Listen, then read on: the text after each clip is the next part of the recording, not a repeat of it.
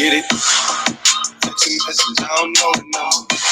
Flexing on these niggas, every bone and muscle. Steady taking shots, never heard a number. Even then, you don't worry nothing.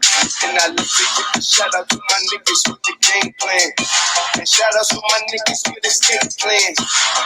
20 bands, rain dance. The rain checking with the nigga plans. Pockets loaded, rocket loaded, can't lock and roll this. Time to go, lock, stock, and juice, smoking barrels, locked and loaded. Diamonds glowing, drop, climbing on them. You think I'm jumping out the window, I got them over. Round around the corner, line them up, the blocking over. Times I even start smoking when it's time to throw my shame. Be up, my pain, the love, come forward.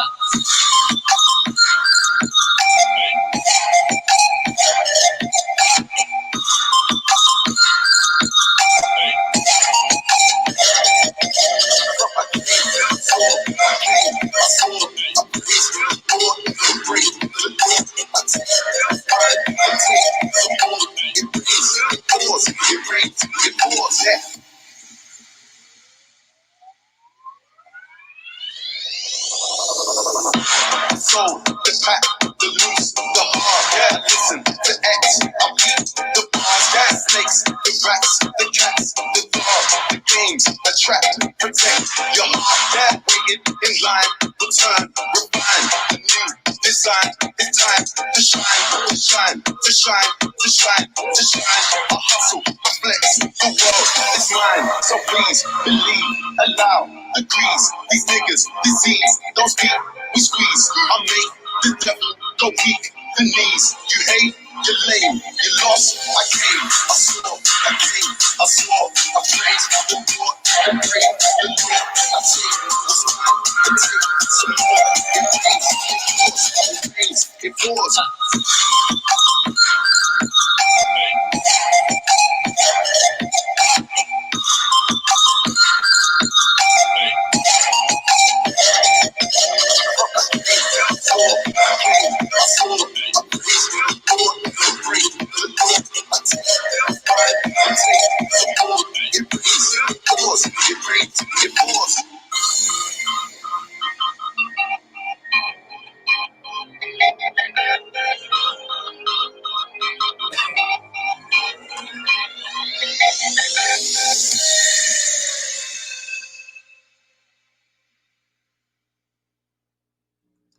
Gentlemen, we are live with the Rick T podcast. I am your host, Eric, here with your host, Tony, and your other host, Jello. Welcome, boys. It's always a fucking pleasure. It's always a pleasure. How you guys doing tonight? Stressing. Yeah, straight up. So right now, let's go ahead and get right into it. Right now, the Denver Nuggets game's on. Is it overtime? Yeah, overtime. Nuggets up by 2. Sacramento just called a timeout with 2 minutes and 29 seconds left. Oh, it's a game. It's definitely a game, man. Well, keep us updated in that one. I know you got it on, but we're going to keep our focus somewhere else, a different league. It should be really interesting. But we're going to get right into it. Episode 18, man. We've been going 9 weeks strong, bro. I want to appreciate everyone who's got us to this point. I think it was like our second podcast where I went affiliate, so we've been going strong ever since. I appreciate all the viewers coming in here, man. But it's week 16 in the NFL.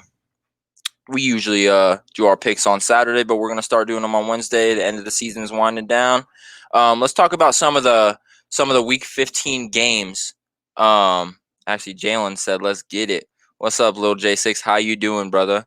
But, man, let's talk about some of the week 15 games of the week, man. There were some good games. We'll start with you, Jello, on this first one. Buccaneers versus Falcons. Buccaneers 31 at Falcons 27. How you feeling on that one? This should have been a game that Brady lost at that point, and he just kind of redid what happened in the Super Bowl. I mean, he 390 was 2 touchdowns there at the end. I mean, 2. Everybody made his first touchdown. But I mean, when you look at the Falcons, if rushing wasn't a factor in this game, Fournette led his team at 49. Smith led the Falcons with 24. But Ryan had 356 and 3 touchdowns. So he had a little less yards, but one more score. So, I mean, it's kind of that rush game that won him there in the end. And I mean, this Falcons defense just sucks right now. I don't know what they're doing. Ridley can come out with 163 yards and a tutty, and the defense just lost it for him. I mean, that's huge for him, so crazy. Still fuck Brady, though. Always got to throw it out there. Going to keep rolling with that till he retires. So. Yeah, man, it was crazy. Tony, coming to you on this one. I know you're focused on the Nuggets game, but let me ask you about this one. Buccaneers versus Falcons. Buccaneers 31, Falcons 27. Falcons were up 17-0 when I checked at one point. How you feeling on this one? I'll give it to the Falcons. They're consistent at blowing leads. They're good at that. They're fucking great at that. I saw a picture of like 5 different games over the years that they've thrown a big leads to like that. Like that's ridiculous. Jello pretty much hit it on the head. Rushing game wasn't a thing. I think this game should have been way more of a blowout than it was. Like, I think the Bucs should have won this game by 17 going into it. I'm pretty sure I predicted 14 last week. Yeah. But I'm disappointed in the Bucs, but kind of proud of the Falcons, but at the same time not. I mean, but yeah, they're consistent at something. Yeah, man, it was definitely it was pretty intense. But we'll go on to the next one. Buccaneers Falcons. I'll agree with both of y'all on this one. Bucs. I like the Bucs. I like the way they look when they're playing good. They look like one of the top dominant teams in the NFC. But when they play like shit, they look like shit. You know what I mean? So we'll see if they can keep consistent, make it to the playoffs, and see what they do in playoffs. But we'll go on to the next game. Cowboys and 49ers. 49ers 33 at Cowboys 41. Let me start this one off by saying I told y'all. And yes, it wasn't necessarily a blowout win. It was a good game. It was a hell of a fourth quarter. But one thing I do want to say on the Cowboys is the end of the year is our chance to sneak into these playoffs, bro. Everything that we're doing, everything that we have in front of us right now is an easy path for us to get into playoffs. So we'll see if the Cowboys can snag it. I beg to God that we snag playoffs, because right now, after that win on Sunday, it knocked us from the 5th pick in the draft to the 9th pick in the draft, which doesn't really get us anything good, but it doesn't get us anything bad either. But I just don't like the 9th pick. We usually finish 8 and 8, which is like 16th, 17th type pick. 9th pick is not too much better for me, so I'm gonna go ahead and say we need to win out and get into playoffs. Let's show out for something. But Tony, we'll go ahead and kick this one to you. 49ers versus Dallas. 49ers 33 at Dallas 41. How are you feeling on this one? Tony Pollard, that motherfucking complacent football. I love that dude. Mainly because his first name's Tony. But I mean, yeah, I'm going to go back to saying what I said last week. Y'all should trade Zeke. Tony Pollard should be your main guy. That was a cool game to watch. I enjoyed watching that game, actually. It was high scoring. I like high scoring games. I really do. I like lots of touchdowns, lots of big plays. So fun to watch for me. I'm not a big defensive guy, but I'm pretty sure that's probably because I grew up playing offense. You know what I mean? Yeah, completely agree. But yeah, not much else to say. I mean, I was wrong. You were right. Bro, one thing I do want to say before I kick it to Jello, after watching that fucking game, I am fully on the Tony Pollard train. I truly believe I am on the Tony Pollard train. I'm fully with that guy. He's been rushing his damn lights out all year long. I like it. I like it a lot. I'm gonna go ahead and stick with them. Yeah. Jello, coming to you on this one, man. 49ers versus Dallas. 49ers 33 at Dallas 41.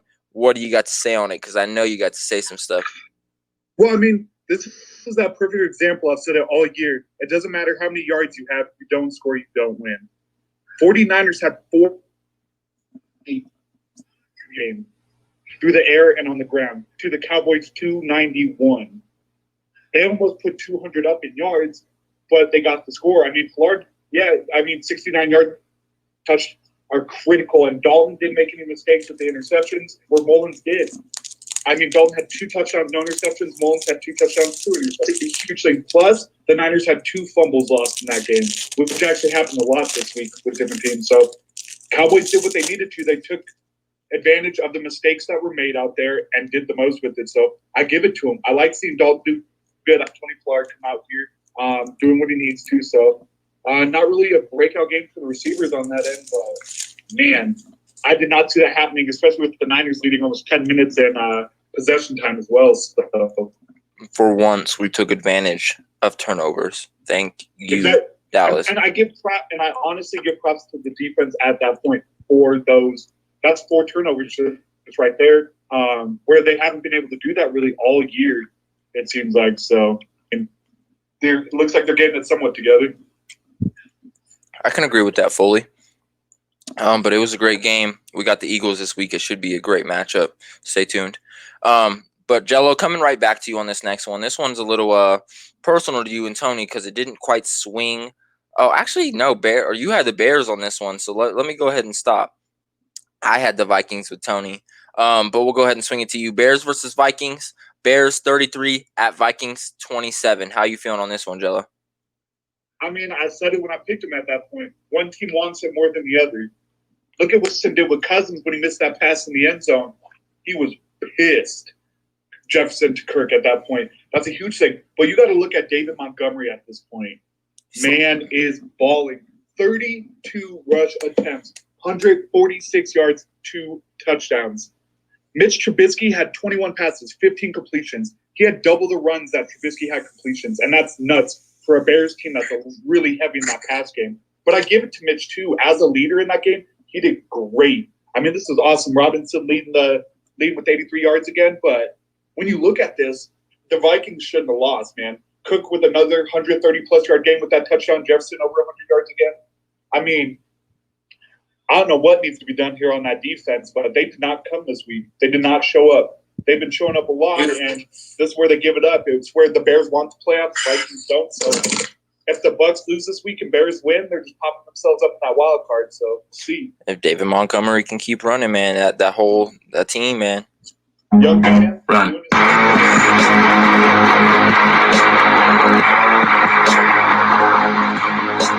That's David Montgomery for you. Run. That boy can run. Tony, coming to you on this one. Bears at Vikings. Bears 33 at Vikings 27. How you feeling on this one? Sorry, the Nuggets just lost. What? 2 points. By a tip in. Hey, The buzzer. it's But game. anyway, It's game 1. Man. All right. Sorry. Dalvin Cook, what was his stats? Let me pull him up. 24 for 132 and a touchdown. Okay. So they got some production out of him. I'm not too upset about that win. I knew that was going to be a close game, honestly. I mean, they were both tied record-wise. I mean, it just came down to who wanted it more at that point, you know? Like Dello said. That's all it is, man. Bears 33 at Vikings 27. I took the Vikings in this one. I thought Dalvin Cook would be a little bit more productive. He didn't really do as much as we all would like him to do. But it all comes down to literally what Jello said. It's whatever team wants it more. At that record, it literally is whatever team wanted to win more. They're in the same division, same record, same exact spot. Mitch Trubisky came out. Montgomery came out. Robinson came out. They went lights out. They did their thing, man. So I'm going to go ahead and ride with the Bears maybe. And I believe I've been saying they're imposters. So let me go ahead and do my apologies. I'm sorry. And we'll see what you guys can do as the season winds down, man. Go Bears. But we'll come to the next game. And I know y'all mad about this. I'm mad that I didn't take my squad. I've been taking them for the last 3 to 4 weeks. I'm mad I didn't take them. Jets versus Rams. Jets 23 at Rams 20. Tony, I'm coming to you first because it's on your LA home birth town team. What do you got to say about it, man? This is just a bad week for me, sports-wise, man. I'm going into a deep depression the more we talk about sports right now. Fuck, man. I did not expect that. I didn't even think the Jets wanted to win. I thought they were going to tank, to be honest. Now Trevor might tank, though. Right? I don't know. I think Jacksonville would take them if they got the chance. You might. They might. I hope they do. I hope Jacksonville takes him. And then I I would hope love to see Justin Jacksonville I hope take it. Justin Fields slides. I hope the Jets take Penei Sewell. We're going to find out if Justin Fields is going to slide or not here coming up on the 1st of January. Yes, sir. That is when his draft stock is either going to skyrocket or plummet. Who do they play first? Alabama? That's a good question. It's either Alabama, Clemson, or Notre Dame. And either one of those three teams. They play at Notre Dame. So it's Clemson and Alabama first round? Let me see. Hang on 1 second. Don't quote me. I'll poop myself, bro. I'll poop. Ohio State versus Clemson. Ooh! Clemson and Ohio State. I like that matchup. Number 3 versus number 2. Justin Fields versus Trevor Lawrence. We're going to definitely find out on the first. Tune in. Oh, bro, that's going to be such a good game. Oh, my God, bro. But That's going to be such a good game, dude. We'll see. My roommate is a huge Ohio State fan. He's going down to Denver to hang out with his other Ohio State buddies. Man, fuck Ohio But the State. last time he went down there, They lost. they lost to who? I forget. Who was it? To Trevor Lawrence. They lost to Trevor Lawrence. They better stop. He better just start a new tradition. That's all it is, man. It's going to be a great game, though. But Jello, coming to you on this one. Jets 23 at LA Rams 20. 3-point win. How you feeling? Dude, what happened to that? Holy fuck, man. One of the top-rated defenses in the league right now, and they got beat by the Jets. It isn't no high-scoring game by any means, but how do you let the Jets beat you in time of possession by almost 10 minutes? How? It's the Jets. But, I mean, Goff didn't do nothing either. I mean, he only had that 209 yards. He had the 2 touchdowns, but that interception, those have been key all year. That's like the make or break of that one. If that interception wasn't there, they could have won. That's how I look at it. So, I mean, because there was once again, no run game in this. The leaders were 59 in Gore and Akers at 63. So, but when you look at receptions too, the leading receiver for the Jets, Crowder at 66 yards, Higbee at 67, and Higbee had that touchdown. So it's just crazy to me that the Rams even let it get that close at that point. This was supposed to be a big game, especially with the ramifications of their spot in the playoffs at that point. So I don't get this. I don't know what happened with this defense. I don't know how that offensive line for the Rams just let Goff get beat up all game, but Yeah. it's crazy. So it's not looking good for him going forward, especially if the Seahawks are winning. So, but we'll see. I feel it, man. Jets 23 at Rams 20. I should have took my goddamn Jets. The goddamn Jets. No, I deadass should have took them. I've been taking them, and then this week I hopped off of them, wasn't feeling them because this is actually a decent team in LA. And look what happened. Any given Sunday, man. Anything can happen. They went from the first overall pick to the second overall pick now, as Jacksonville can take Trevor Lawrence if things continue to go the same way as what me and Tony and Jello were just talking about a little bit ago.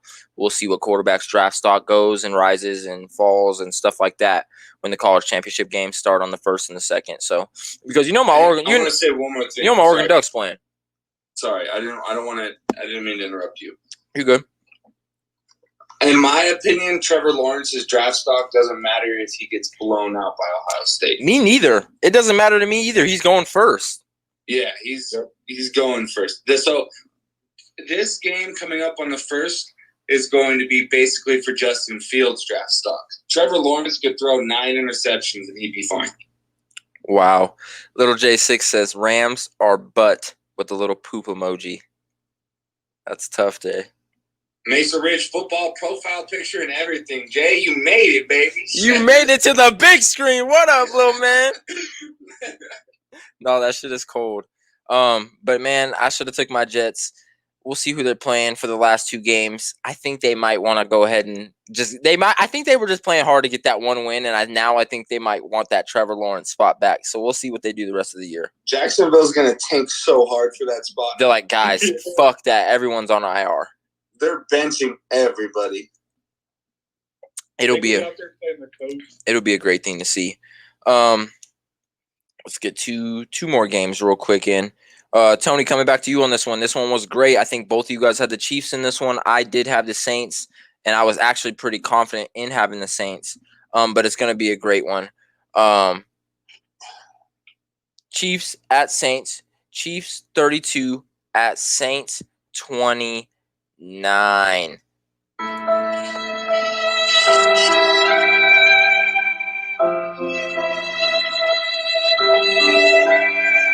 A 3-point win. A 3-point win for the Chiefs. How you feeling on this one, Tony? I'm pretty happy about it. I'm still a man of my word. I said I'm the Saints. I'm rocking with the Saints unless they play the Chiefs. And I'm actually going to waive the Steelers from that unless they play the Chiefs. That's the only team I'm going against the Saints with. Nightbot, leave Jay alone. He had a rough week. Seriously, I'll go ahead and put that on the screen. Who dat, baby? Who dat, boy? But yeah, I mean, I'm glad that I was right on that one. Chiefs are the best team in the NFL. Definitely. Most definitely. Jello, coming to you on this one. Chiefs 32 at Saints 29, man. 3-point win. How you feeling on this one? I mean, when you would have thought this was a blowout. This time of possession is nuts. Chiefs come out 41-14 to 18-46 of the Saints.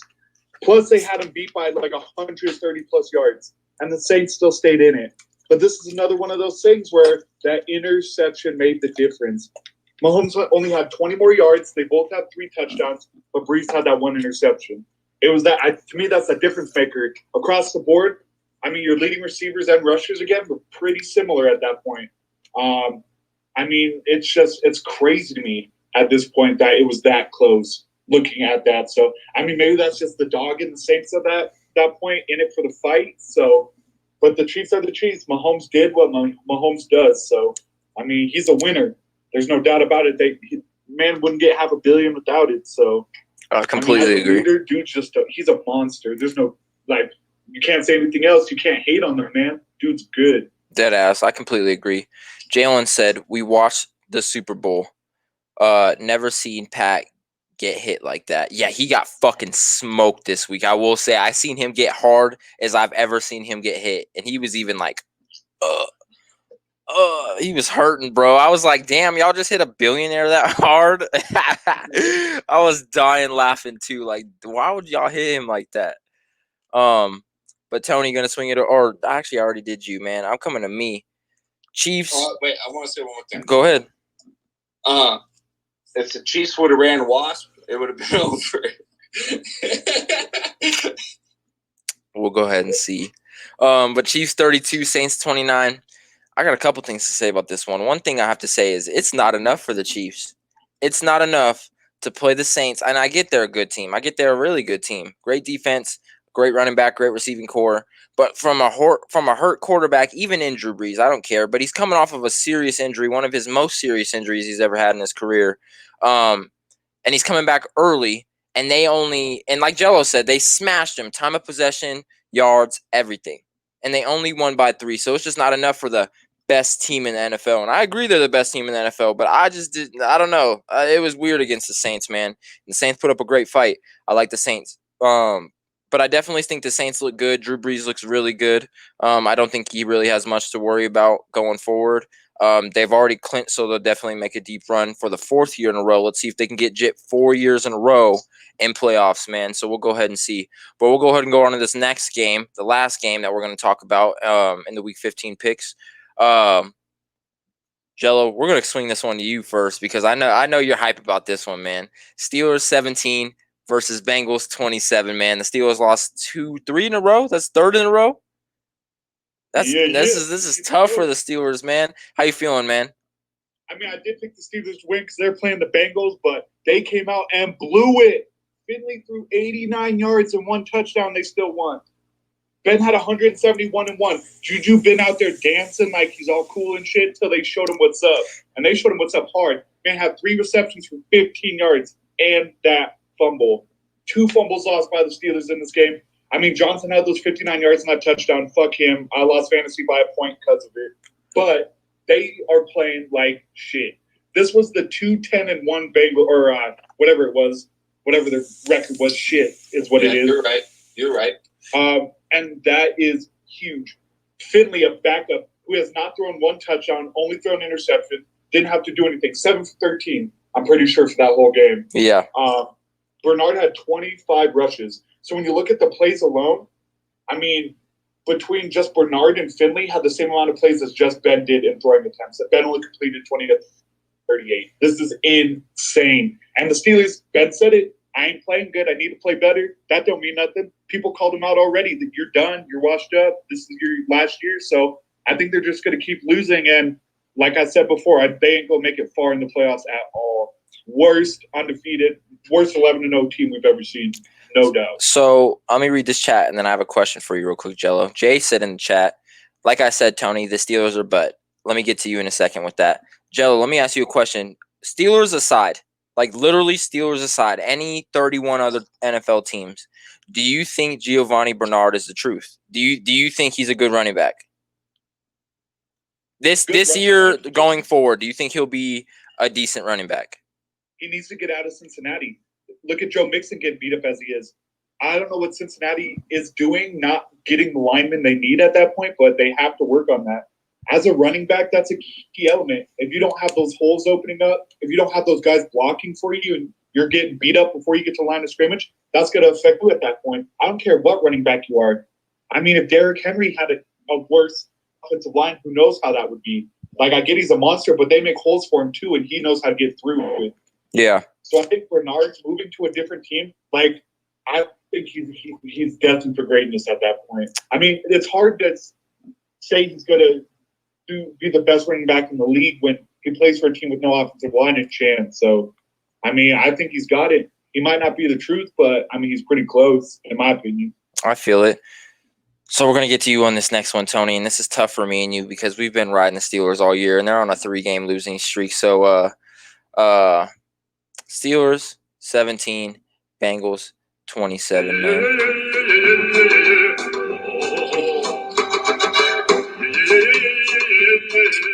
Jalen said he agrees with Jello, by the way. But continue, Tony. 17-27, Bengals. I don't fuck with the Steelers anymore, man. I'm starting to lose hope. Their defense was raw starting the year out, but now they're just subpar, man. I don't know what happened to them. I know their offense has always been, like, not the best, not the worst, like, subpar as well, you know? Yeah. But fuck, man. It sucks. You just gotta stop fucking dancing on logos. He said he was. Motherfucker just needs to that motherfucker needs to delete his TikTok. Bro, he got smoked.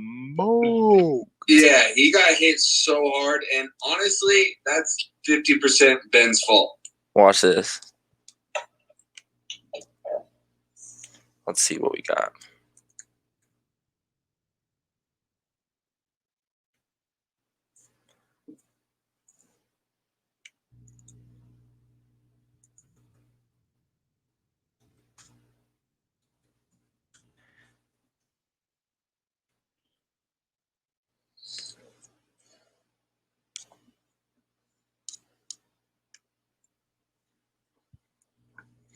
Y'all see that on screen?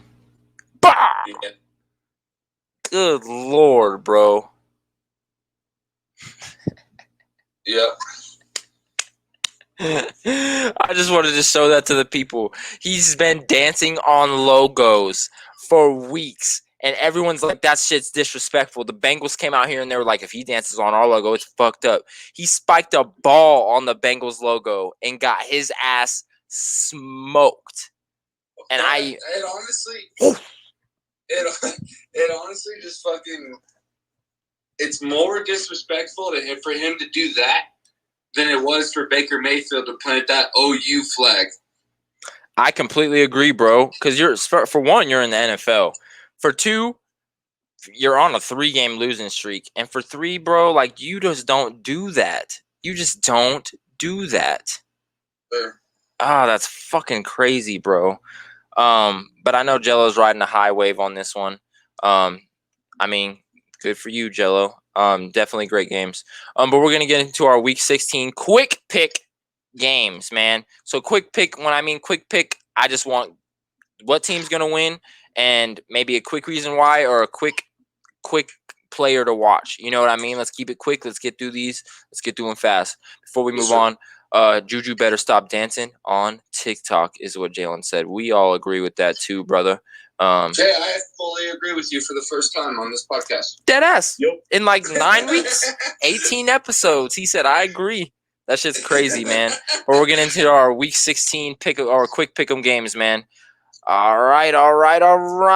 We'll start with you, Tony. Getting into it. This is a not Thanksgiving, Christmas game actually, which I'm actually surprised. It's a 2:30 game for us, Colorado time, so 4:30 Eastern time. 6-8 Vikings are taking on the 10-4 Saints. The Saints had a short week with our injured Drew Brees. Man, how you feeling on this one? I'm rocking with the Steelers. One last time.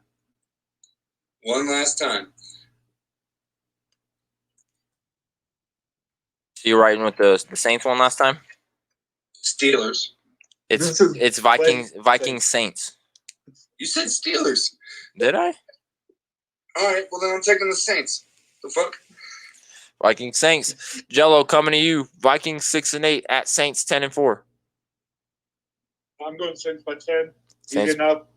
Breeze is injured, but I still think he's going to do great. Vikings don't want to win, so watch out for Jefferson, though. That's all I got to say. I definitely feel it. You said Justin Jefferson in this one. I just sat his ass in my championship match against my dad in fantasy, so we'll see how that goes. Vikings 6-8 at Saints 10-4. All I gotta say is who dat nation. Them boys losing by 3 doesn't mean anything.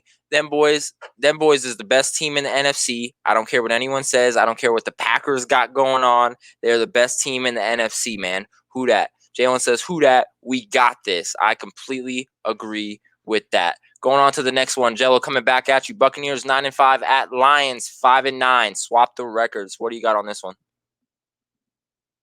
I mean, it's the Lions. They're going to fucking lose. Bucks are going to win. As much as I hate to say it, I hope they do lose, but I'll go Bucks by 7.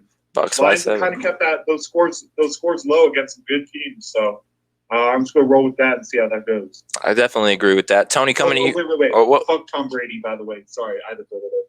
He always says it. Not even mad at him. Buccaneers 9-5 at Lions 5-9. Tony, what you got on this one? Buccaneers by 7, like Jello said. Fuck Tom Brady.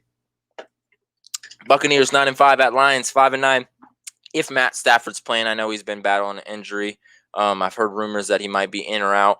But we'll see. If he's playing, I think it's by 7. If he's not, I think it's by 21. Go Bucks. Going to you on this next one, Tony. 49ers 5-9 at Cardinals 8-6 should be a good one. It's a divisional game for a Wildcat. How you feeling on this one? A wild card? Wild card. I said Wildcat. For a Wildcat. Right. I've been wanting to rock with the Niners. I'm going to go with the Cardinals. And I say Kyler Murray's the difference maker this week. Yeah! I need it for fantasy. Jello coming to you on this one. 49ers 5-9 at Cardinals 8-6. What are you feeling on this one? I'm going Cards by 13. Hopkins is going to be just player at that point. And if the Niners go out and lose to the Cowboys, ain't no way they beat the Cardinals. So, Motherfucker said, hey, hit it. He said, DeAndre Hopkins, it will be the difference. No, I'm just fucking. Sounds like when Madden glitches. Damn, hey. Hey. I'm be like, Jello, check your front door. I got you a Christmas present. It's going to be an Xfinity guy. Like, I'm here to fix your Wi-Fi.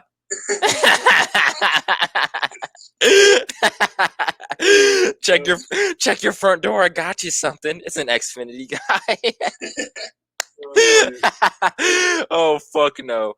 This episode is not sponsored by Xfinity. No, the fuck it's not. That shit got me weak, bro. 49ers 5-9 at Cardinals 8-6. I need the Cardinals to pull through, man. Like Jello said, if they can go out there and lose to the goddamn Cowboys, they have nothing against the Cardinals. And I need Kyler Murray to put up 66 points like he did last week in fantasy. So I agree with Tony on this one. Kyler Murray is the difference in this next one. Jello, coming to you on this next one. Should be actually a really good game. I think this one's for a wild card as well, or for fighting for a wild card spot. Dolphins 9-5 at Raiders 7-7. How you feeling on this one? This shit ain't going to the Raiders, that's for sure. I mean,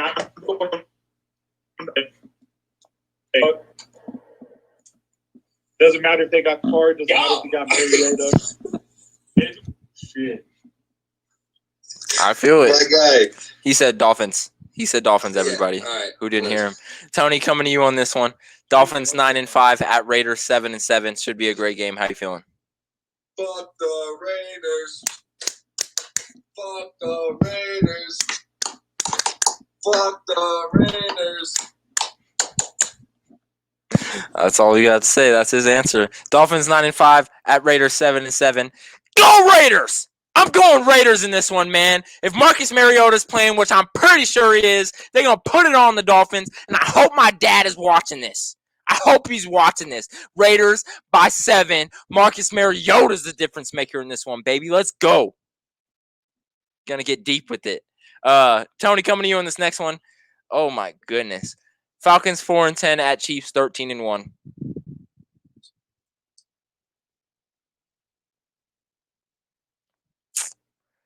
All right. So you got Chiefs. Yeah, Jello, what do you got? Joe, coming to you. Falcons 4-10 at Chiefs 13-1. By 27. Chiefs by 27. Good Lord. Falcons 4-10 at Chiefs 13-1.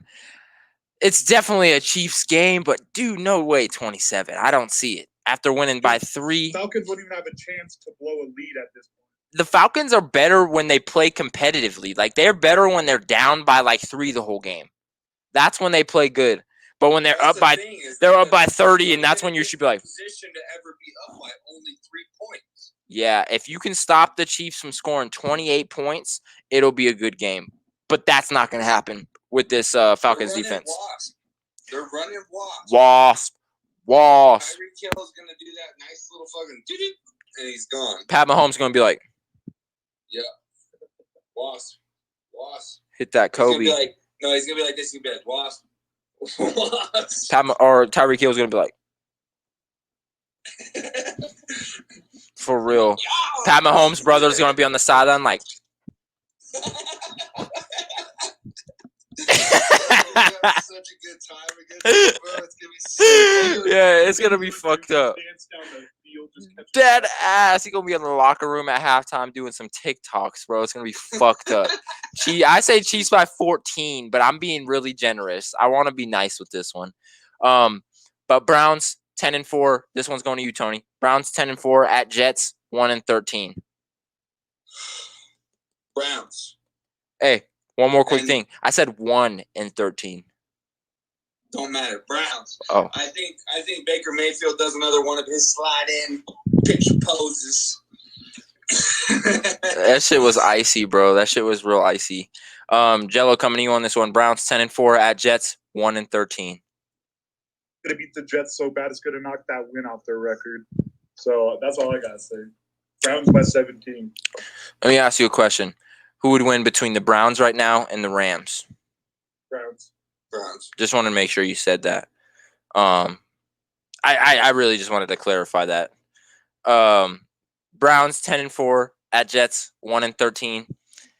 Fuck, man. Do I want to take my Jets this week? Hell no, because I need about 30 points from Kareem Hunt this week.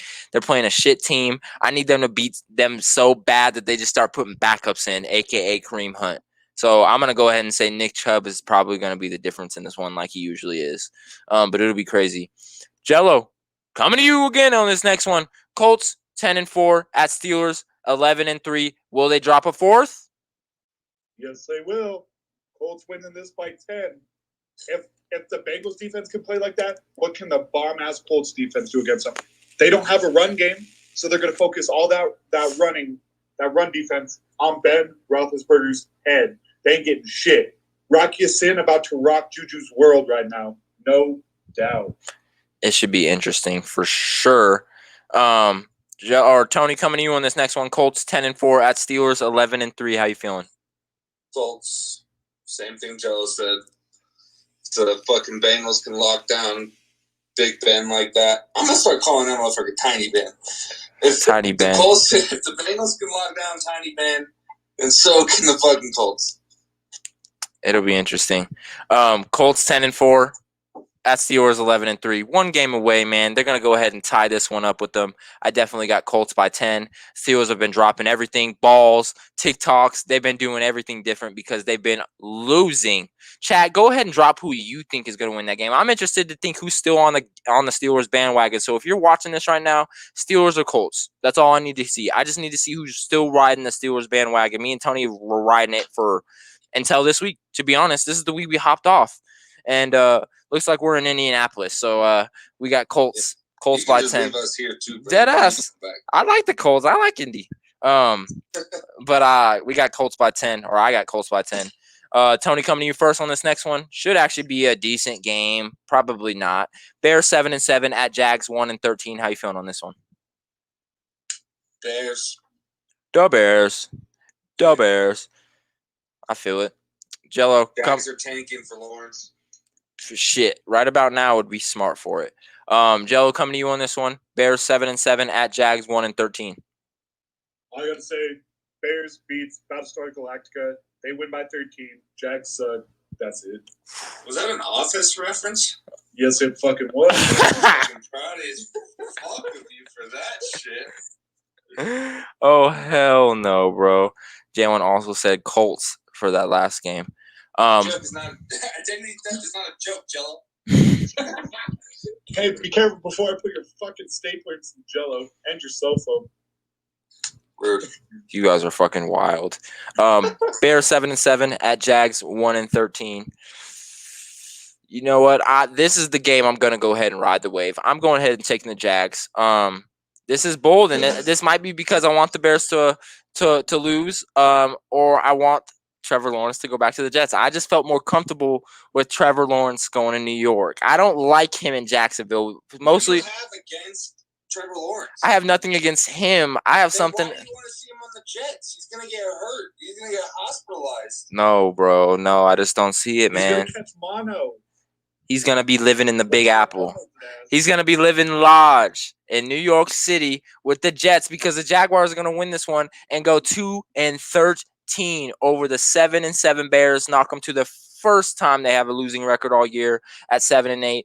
That's what's going to happen. I'm telling you right here first at the Rick T podcast. Believe me now.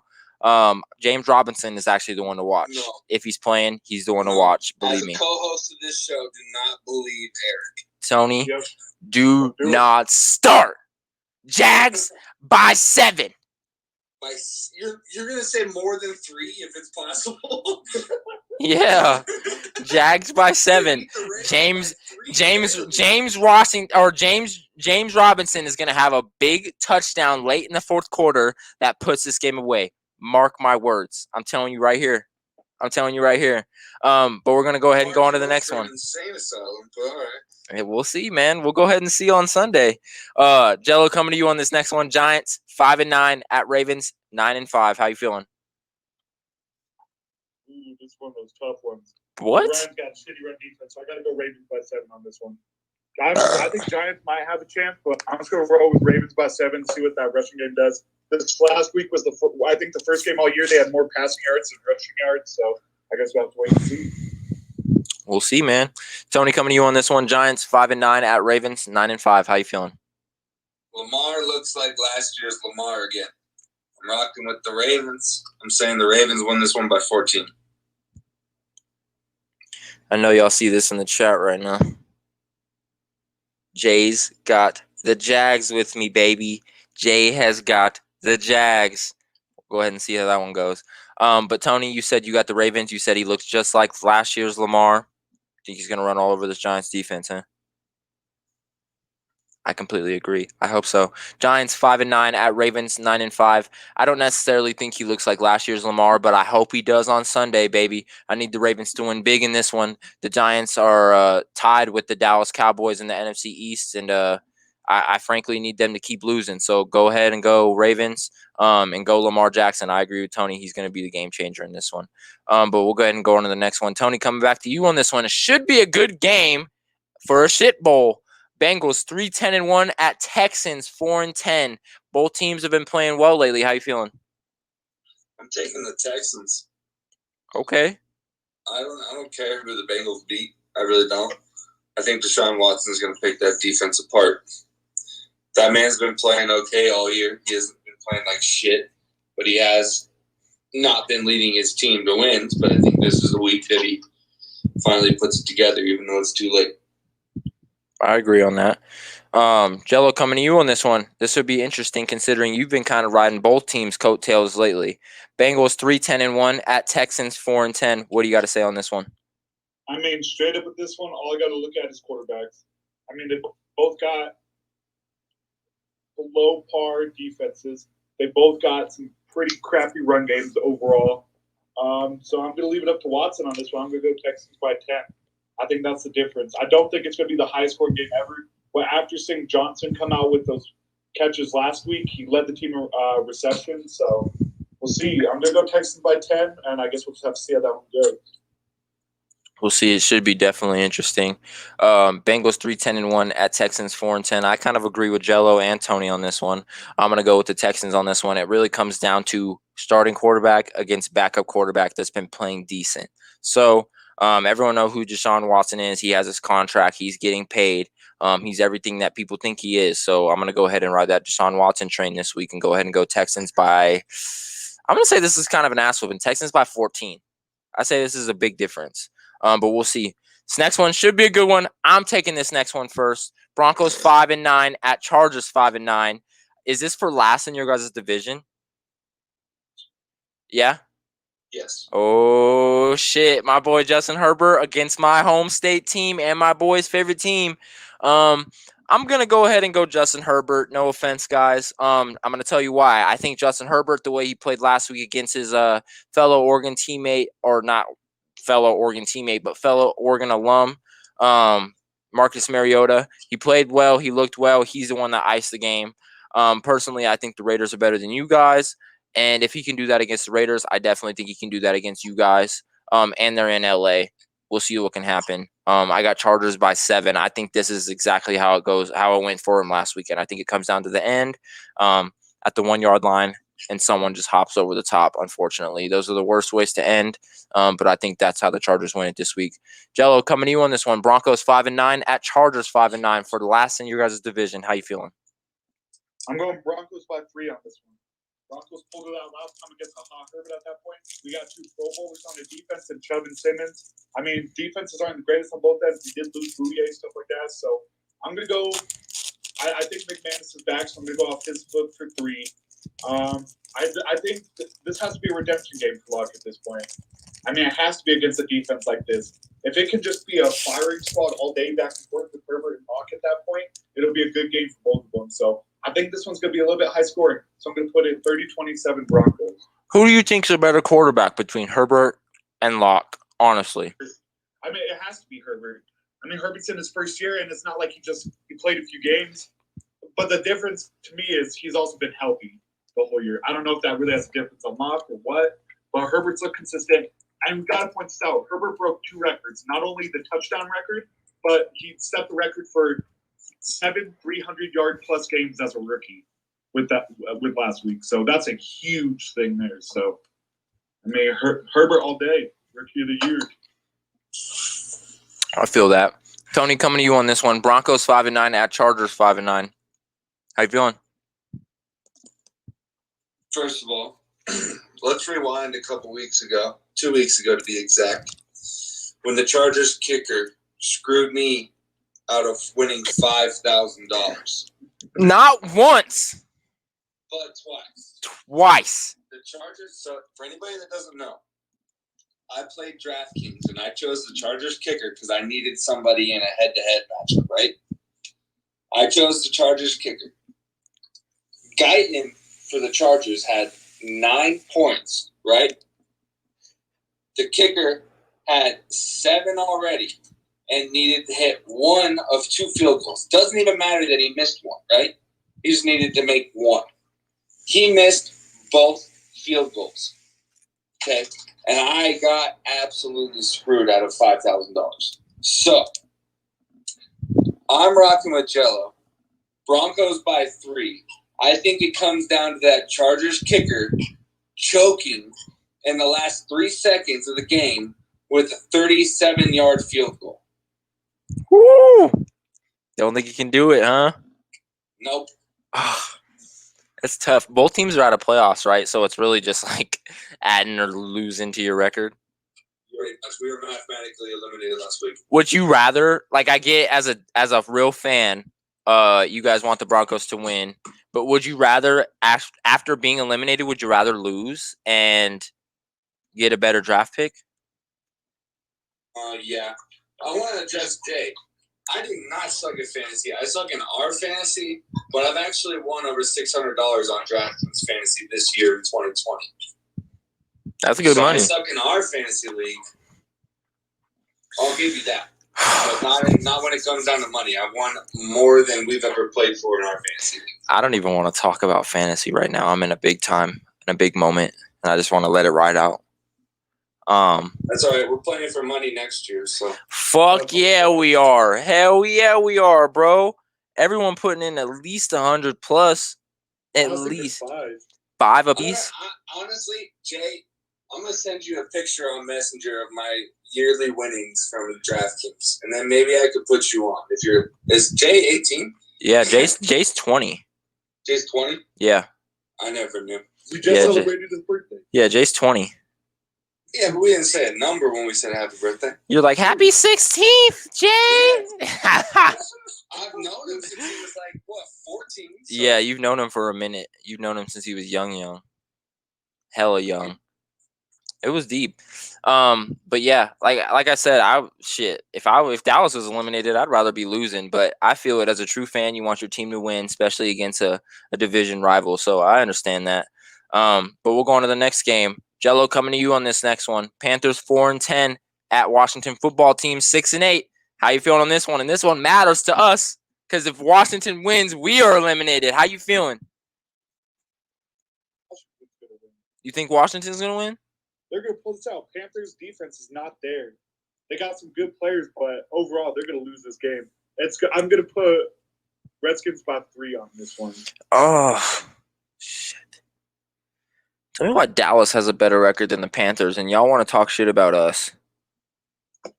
I'm pissed. I talk shit about. You said the Panthers were going to smack the Broncos. You said there's no football like South football. I'm just saying. Shit. I can't even go back on it because that's truly what I think, but y'all proved me completely fucking wrong. That's how I felt when you guys won the Super Bowl, too. I was like, I bet everyone in the South is mad as fuck that the Super Bowl title's in Denver. They're probably mad as shit right now. Tell Cam Newton to hold on to the goddamn ball. That's why his ass is in the Northeast. They're like, yeah, get the fuck out of here. Go up north. Patriots are like, hi. We can add that to his resume now. Ready for this? He lost Super Bowl 50 and then also came down and ruined the longest playoff streak, or the second longest playoff streak in NFL history behind the Cowboys. Yes, sir. 1 year to tie it up. They were 19 years into a streak. Dallas's record is 20. They were this year would have tied Dallas's record. He went and ruined that for New England. What can I say? It's just what we do, baby. Y'all haven't been good since 1982. Shut up. It's all right. It's all good. It's all good, man. But Tony, coming to you real quick. Panthers 4-10 at Washington Football Team 6-8. How you feeling? Washington. Definitely. I think Dallas is going to say goodbye to the playoffs, and that's all she wrote. Fuck me. Panthers 4-10 at Washington Football Team 6-8. Panthers. I got Panthers. I don't have much to say about it, but I got Panthers. Next game. I'll take this one last. Tony, coming to you on this one. Eagles 4-9-1 versus Dallas 5-9. How you feeling? Say it one more time. I was reading chat. Oh, shit. Let me go ahead and put it. Jalen said I got the football team. Fuck that. And he honestly said, actually, the Panthers and Tony the Donkey suck. That's just rude. No, we do. I'm not worried about it. What was the question? Eagles 4-9-1 at Cowboys 5-9. How you feeling? Eagles, because you took the Chargers. It's tough. And I'm also rocking with the Eagles because of my boy. Jalen Hurts? Yes, sir. I like it. Jello, coming to you on this one. Eagles 4-9-1 at Cowboys 5-9. How you feeling? Eagles by 17. Hurts gonna have 350 plus and 3 touchdowns. Eagles got something to fight for You here. didn't have to go there. You didn't have to go there. You realize the Eagles are last in our division right now, right? Yeah, and they're about to send the Cowboys into last place. That's all I gotta say. They're gonna lose the playoff spot and they're gonna drop to last place. Jalen Hurts is out there balling. Look at last week. I get they lost, but 350 plus yards, 3 touchdowns. Man can run. The Cowboys defense picked up against Nick Mullins, but I don't think that's gonna happen against Jalen Hurts. Eagles by 17. I'm gonna keep that going. I'm gonna make a fucking banner. I'm gonna make T-shirts with my face on them. Take Eagles 17. Cowboys to last place. Ain't no way Eric's gonna let no Eagles gear get fucking made in his crib, bro. That's the only person you know that can make shirts. So I'll go down the street and get that shit made. Get disrespectful on here. I can't believe it. Eagles 4-9-1 at Cowboys 5-9.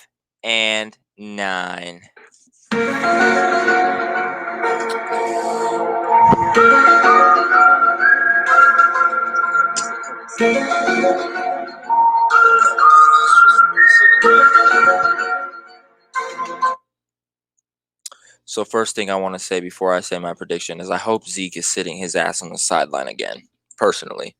Fantasy purposes, I hope he's sitting his ass on the sideline. Next, I got Cowboys by 17. Andy Dalton throwing 200 plus yards. 200 plus yards, and my defense with 2+ turnovers. I don't care if they're fumbles. Andy Dalton threw for that much. Shit, I don't care. He's about to this Sunday. That's all that matters. 11. That's all that matters is he's about to this Sunday against the sorry-ass Eagles.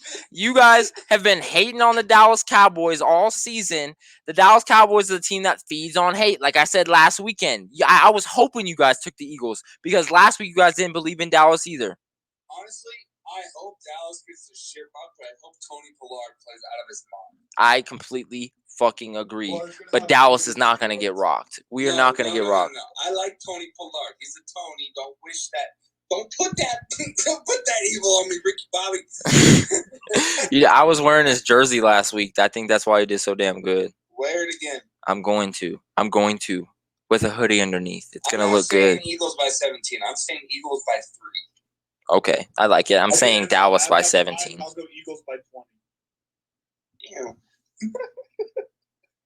Joe, you're fucking you pissing me off. You're crazy as fuck. You're gonna be eating white dog shit like Will Ferrell and goddamn Step Brothers when we win by 17 this week.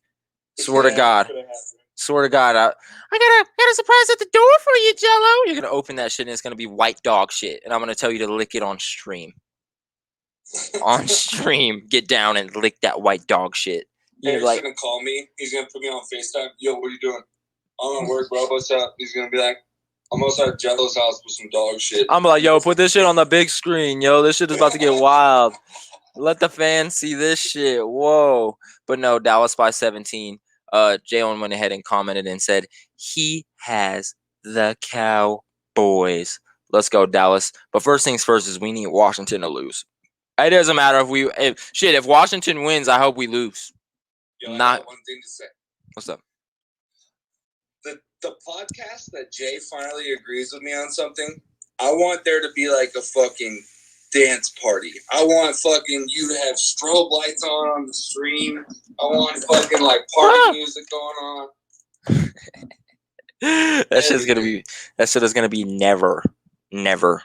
Maybe in basketball or something one day. I don't know. He's kind of like a Oklahoma City Thunders fan, so probably not. But we'll go ahead and get into the next game, man. Tony, coming to you first on this one. Rams 9-5 at Seahawks 10-4. I believe this is for first in that division, so it should be a great game. How you feeling on this one? I'm taking the Rams. I don't think I've gone against the Seahawks once this year, but I'm taking the Rams. I really am. I think that defense is going to shut Russell Wilson down, and we're going to go from there. They couldn't even stop just Sam Darnold last week. Yeah, but didn't they shut him down the first time they played this year? Yeah, I think the Rams won which makes it even more of a reason why I think it might go the other way. But hey, Tony's sticking with his hometown squad. I like it. Hey, nothing wrong with it, bro. That I like the Rams. They're a team that can do anything. LA on the ass. Jello, coming to you on this one. Rams 9-5 at Seahawks 10-4. How you feeling on this one? By 7. You said Seahawks. Seahawks by 7. Seahawks by 7. I think it's gonna be a shit game though. Honestly, the way not only the Seahawks played, winning by 5 last week against the Redskins, to where they're gonna be now, it's gonna be a shit game. I'm literally gonna put this out I think it's gonna go 10-3 on this one. I don't think it's gonna be a shit on either end of the ball. Well, who knows? I could be wrong, but I just have that feeling. It'll be interesting. Rams 9-5 at Seahawks 10-4. I don't see the Rams pulling this one out. I got Seahawks by 6. I got it by 2 field goals. I don't say by a touchdown. I got it by 2 field goals. I just don't know how I feel about either team truly, because there's weeks where Russell Wilson comes out and DK comes out and play well, and then there's weeks that they don't. There's weeks that Tyler Lockett shows up, and there's weeks that he doesn't. And then there's weeks on the other team as well that they showed this weekend or last weekend that the Rams can play, and then some weeks they can't. Jay says he got Seahawks by 21. But we'll see on that, man. It'll be a great game. I go ahead. I got the Rams. I'm gonna go ahead and agree with Tony on this one. I got the Rams. I think this is one of those weekends where Russell Wilson doesn't come out and play very well. But we'll see. I think Cam Akers has a great game. I have him in fantasy, and he had me fucking 4 points last week. It does. I mean, he's inconsistent. And that's good for you this coming week. Is it? Inconsistency. Think about it. He's inconsistent, but he's consistent every other week. But they play a good defense, or not necessarily a good defense, but a decent defense in the Seahawks. Well, Jello's about to tell you why you shouldn't do that. So let's listen to what Jello's got to say. What do you got, I was Jello? going to point this out. When you two guys agree on a team and I pick the other one, I'm 3-0 this season. Just going to throw that going up. Yo, you are the weirdo that would keep track of some shit like that. He's that stats guy. He's like, you had the Colts, I had the Titans. You had the Vikings, I had the Bears. I heard one earlier. Pat Mahomes is the first he's the first guy to throw a touchdown on a Monday night at 6:47 p.m. while one sock is pulled down. Tyreek Hill is on the sideline. Andy Reid has a face shield on, and there's no fans. He's the first guy to do that. Put that in the stat book, Johnny. That's Jello. You're like, I hear those every week too, bro. Cam Akers is the first. Cam Akers is the first rookie out of South. It's like Cam Akers is the first rookie out of South Carolina to have a fucking 20-yard run with 2 Under Armour cleats on his right feet. It's crazy. I'm like, what the fuck are they talking about? Cam Akers come out of Florida State? I was just talking shit. I was just saying, this nigga. You see what I mean? The stats guy, the stats fucking guy. That's wrong, Eric. He's like, they came out of fucking Florida State. You know what I do for Jay's talking shit to Jello. Oh, Jay said, Jello, you suck. How will feel placing 5th in fantasy? Oh! You beat me by less than 2 points, so I wouldn't consider that much. Hey. You're not gonna win, so I don't know. You're not gonna win the championship. Your dad's gonna pull this shit out. The whole league? You already know it. Your dad's stacked up. Your dad's got a fucking killer ass team. So who gets? You already know he's gonna win it. What? There's no money on it, so. His dad's got a killer ass team because my ass let Devontae Adams go. My dad ain't beat me. I don't even think my dad's gonna beat Jay. Oh, he's definitely gonna beat Jay. I'll put money on it. I'll put money he beats him by 30 points. What about me? Did you guys see my game? I leave my roster empty so no one can see my moves. We're talking about you. We're talking about Jay. Yeah, you'll beat him by 40. We're focusing on the next. He said you'll beat him by 40. Whatever. Keep going. But we'll go on to the next game, man. This one actually is going to be a banger-ass game. I'm excited for this. This is actually the Sunday night game, too. Titans 10-4 at Packers 11-3. Jello, how are you feeling about this one? I mean, Packers offense looked rough last week. And that was against a poor defense. So I'm going Titans by 10 on this one. I'm rolling with my dudes like I have been all year. Look at that run defense. I mean, Aaron Jones had all those yards last week. It's not going to happen this week. I mean, that front seven there's going to keep hold of that. Byard's looking good for the Titans with that interception last week. Henry's going to run all over. A.J. Brown's going to do great. I think this is a lower game for Corey Davis. I still think he's going to put up like 80-plus yards, but I think Brown's going to be the deciding factor in those deep touchdowns. So I'm going to go Titans by 10. It's going to be a statement by them for sure, putting them ahead of the Colts, staying in that spot, that number one spot for the playoffs. So It'll be nice. But we'll go ahead and go on to the – oh, shit. Nope, Tony, on you. Titans 10-4 at Packers 11-3. How are you feeling on this one? It should be a good one. I can't go against my MVP, Aaron Rodgers. He's He's not my MVP, and I've said it before. He's second in line. But I'm going to rock with Aaron Rodgers on this one. I say the Packers win by 3. I think it'll be a close game. I got to give credit to the Titans. Hella have to.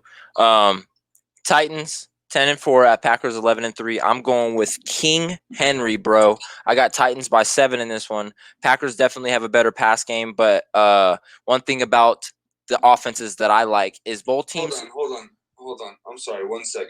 What's up? Jay, you said my dad didn't even hit 100 last week. Your dad had a bye week last week. Yeah, he didn't do it. but he didn't hit 100 though. He really didn't. He had a shit week, but he's lucky he had a bye week. If he was playing anyone else, he would have lost.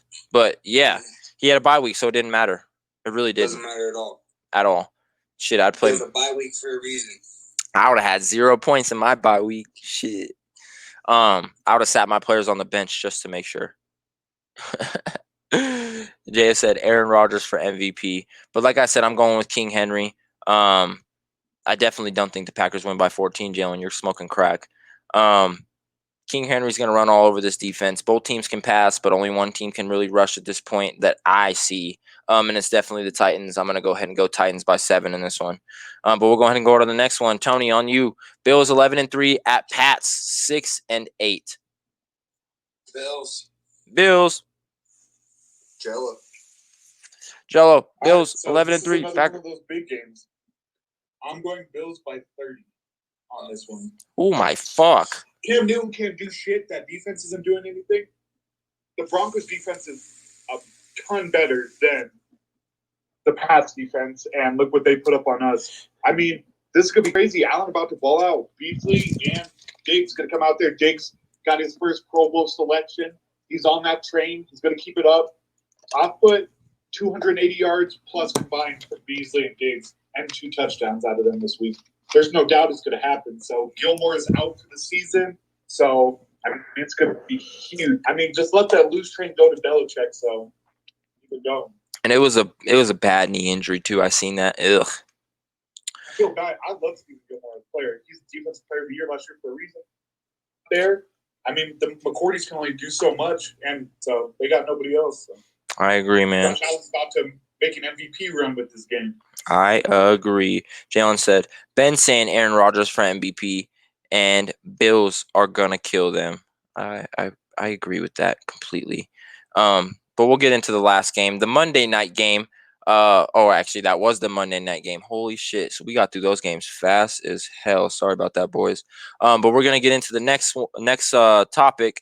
NFL scratching the surface news.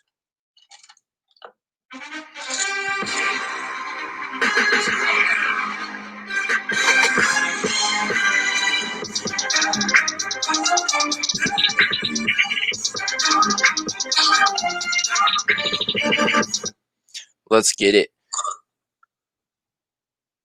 Good teammate or better player? The Philadelphia Eagles were one of the most disappointing teams in the NFL this season under the leadership of quarterback Carson Wentz. Once head coach Doug Peterson made backup Jalen Hurts the signal caller earlier in December, the Eagles came back to life.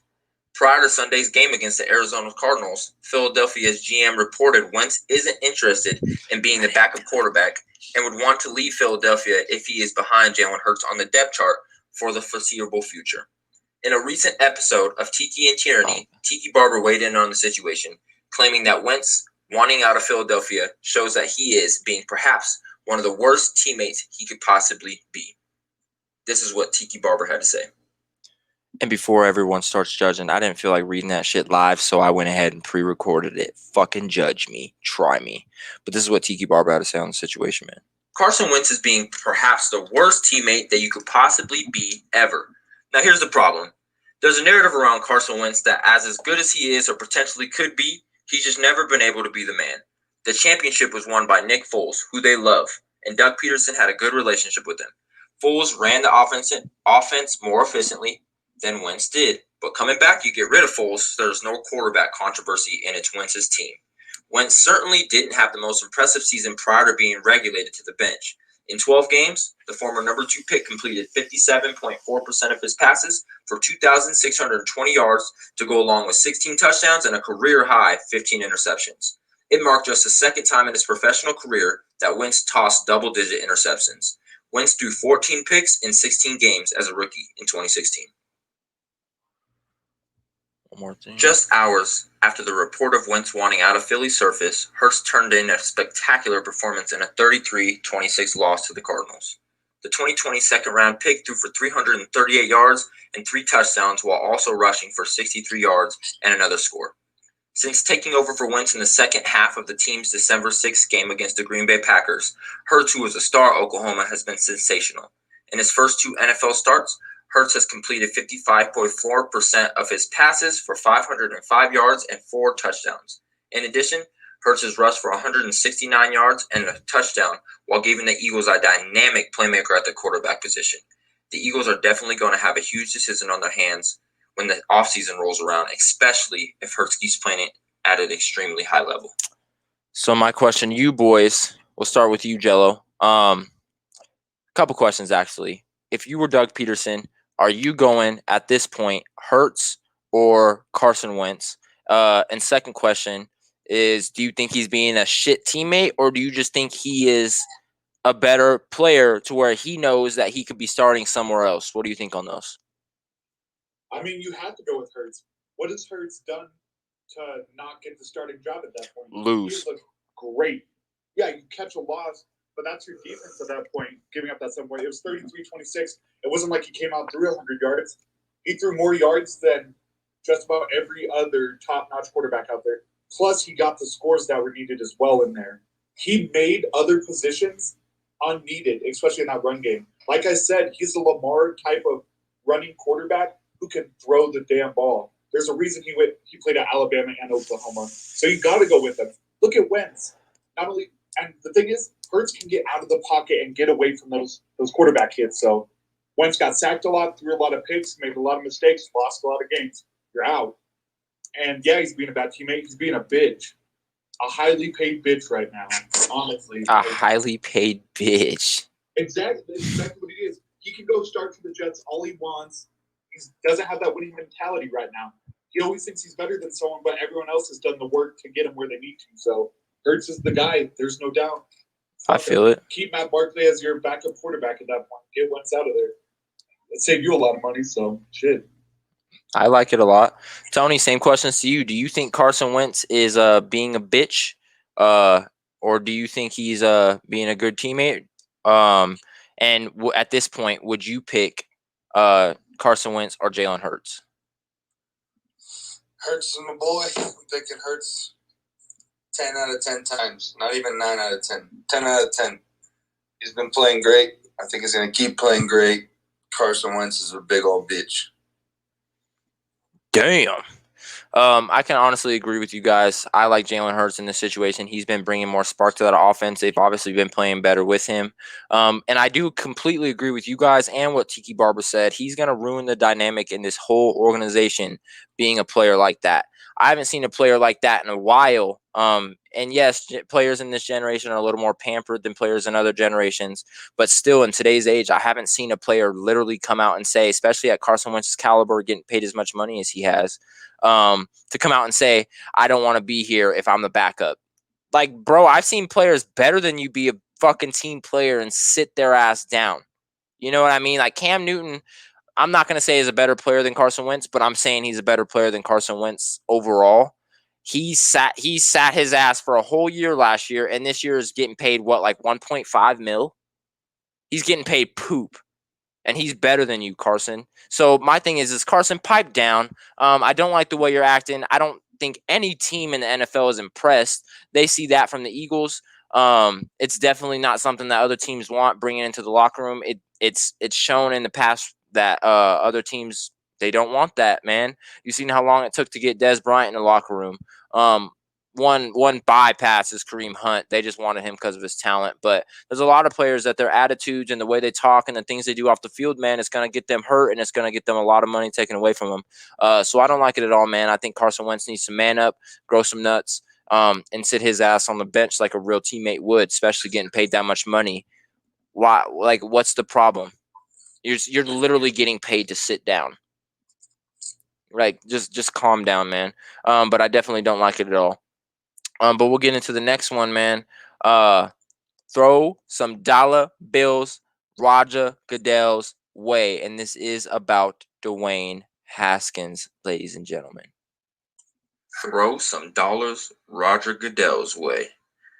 Washington football team's quarterback Dwayne Haskins has been stripped from his captaincy and reportedly fined $40,000 for attending a strip club without wearing a mask following Sunday's loss to the Seattle Seahawks.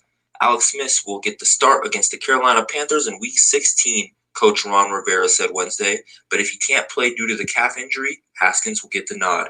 Rivera said he spoke with Haskins after photos of him at the strip club circulated around social media. He informed the young star that he would no longer be a team captain.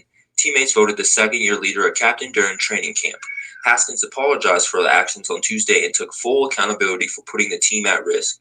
Attending an indoor nightclub without a mask is considered a high-risk activity per the NFL and NFLPA protocols during the COVID-19 outbreak. The person who posted the video went private after posting, and it has most likely been taken down. Rivera told reporters he and the team felt a hefty fine was in line with the standards set around the league. Haskins did not disclose the amount and wanted to instead move on talking about the Panthers matchup in Week 16. Ian Rappaport of the NFL Network first reported that the fine will be $40,000. It's the largest known individual player fine for a COVID-19 violation in 2020. So first things first, all I got to say is, why the fuck was he at a strip club after a loss? After a loss, Dwayne Haskins. It's ridiculous, man.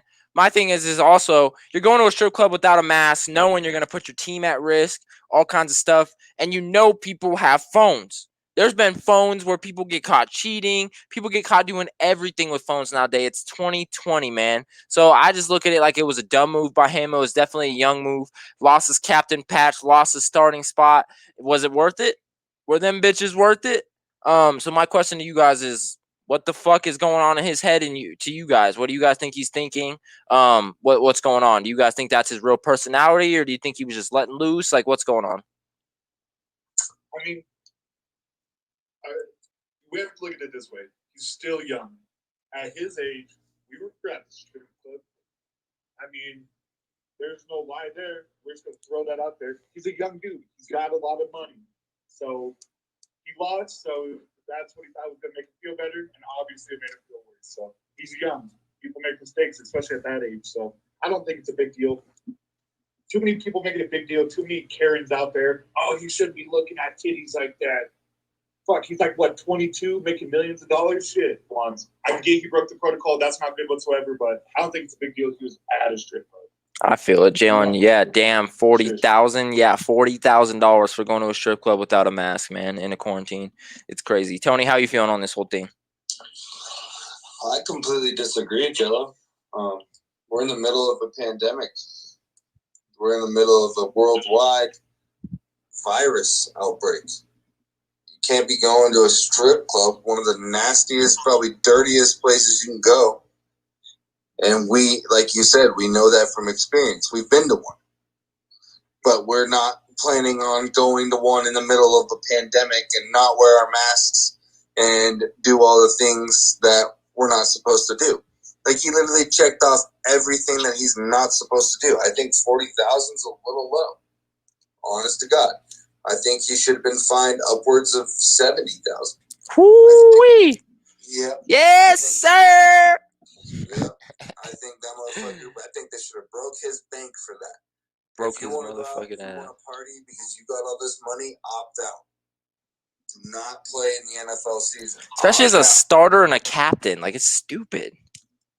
So dumb, bro. I completely agree with you, Tony. It's definitely not a fucking smart move for I don't care what age you're at, bro. At that point, at 22 making millions, you got to be way smarter than that. You got to be way smarter than that, especially in a quarantine. Like I said, knowing there's phones everywhere you go, bro, it's tripping. Jalen said, you're tripping, Tony. 70K is stupid. That's stupid money for millionaires. Not really. That's chump change. That's chump change. There's people that walk around with 70K in their pockets. On God. There's people that have fucking more than 70K around their neck. Probably NFL players that have 70K around their neck coming into the locker room. So 70K is not shit. That's for an nothing to NFL them. player. It's Especially hefty for us, but it's not hefty for them. For us, that would fucking leave me homeless. I'd be making payments. Can I set up a payment plan? I'll do like $100 a month. I swear to God, I'll pay on time. I'll do that, dude. For him, bro, he fucking throws that at the NFL, and he's fucking on his way to a strip club again. Oh shit, that's funny. He said I'd be on a fucking payment plan. This shit got me fucked. I promise I'll pay on time. I swear to God. I just gotta ask my auntie. Let me get some money real quick, bro. This shit's gonna get deep. Swear to God, bro. My dog gotta eat. I don't gotta eat. My dog gotta eat, bro. She's like, you better go motherfucking get some change on the corner. You're like, damn. But we'll go ahead and get into the next thing, bro. 'Tis the season of question and answers. Santa Claus, here comes Santa Claus, right down Santa Claus Lane.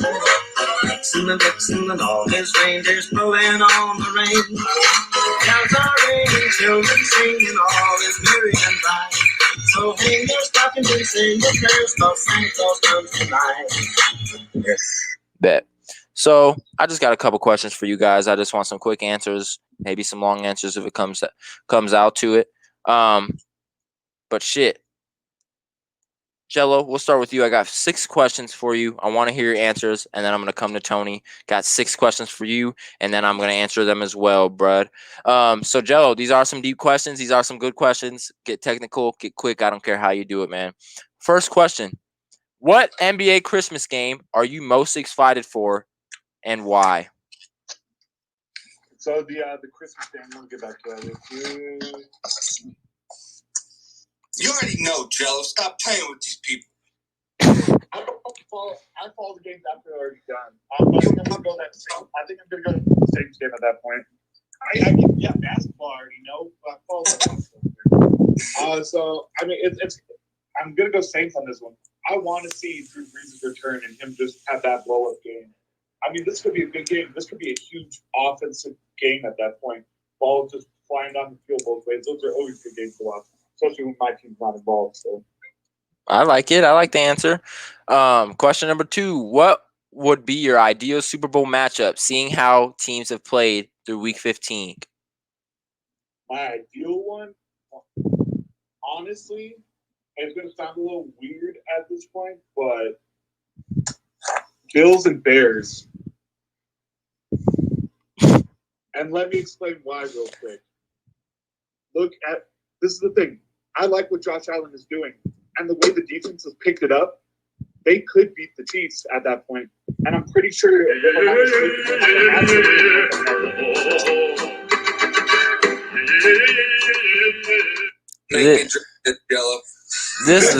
This guy said Bills and Bears. I'm pretty sure the Bills have a game coming up with the Chiefs, so that's the last game of the year, right? I think it's Bills and Chiefs, if I'm not mistaken. I believe, yeah. And that's going to be a huge matchup. But I think Josh Allen and that offense have what it takes against the Chiefs defense, who hasn't shown up a lot this year. It's going to be a big offensive game. But the reason I take the Bears in this one is the upside to that team, the fight they have, the willingness they have in themselves to win at that point. So I know I'm going to catch a lot of flack because I didn't put Saints, I didn't put Packers. Well, I think it's that sneaky team where it's going to be like the Titans last year coming out of nowhere, and who knows at that point. It's any given Sunday, like you guys always say. I just had to throw that out there because I honestly want to see how this goes. Most likely it won't happen, but to me, that would be an ideal, insane, what the fuck happened to me. Jello says some dumb shit and then says like a million things to try to back it up, and none of it makes sense. Jalen said, "Jello, get off the podcast, bro." He said, "Get your ass, get your ass out." Oh shit! Question number 3, man.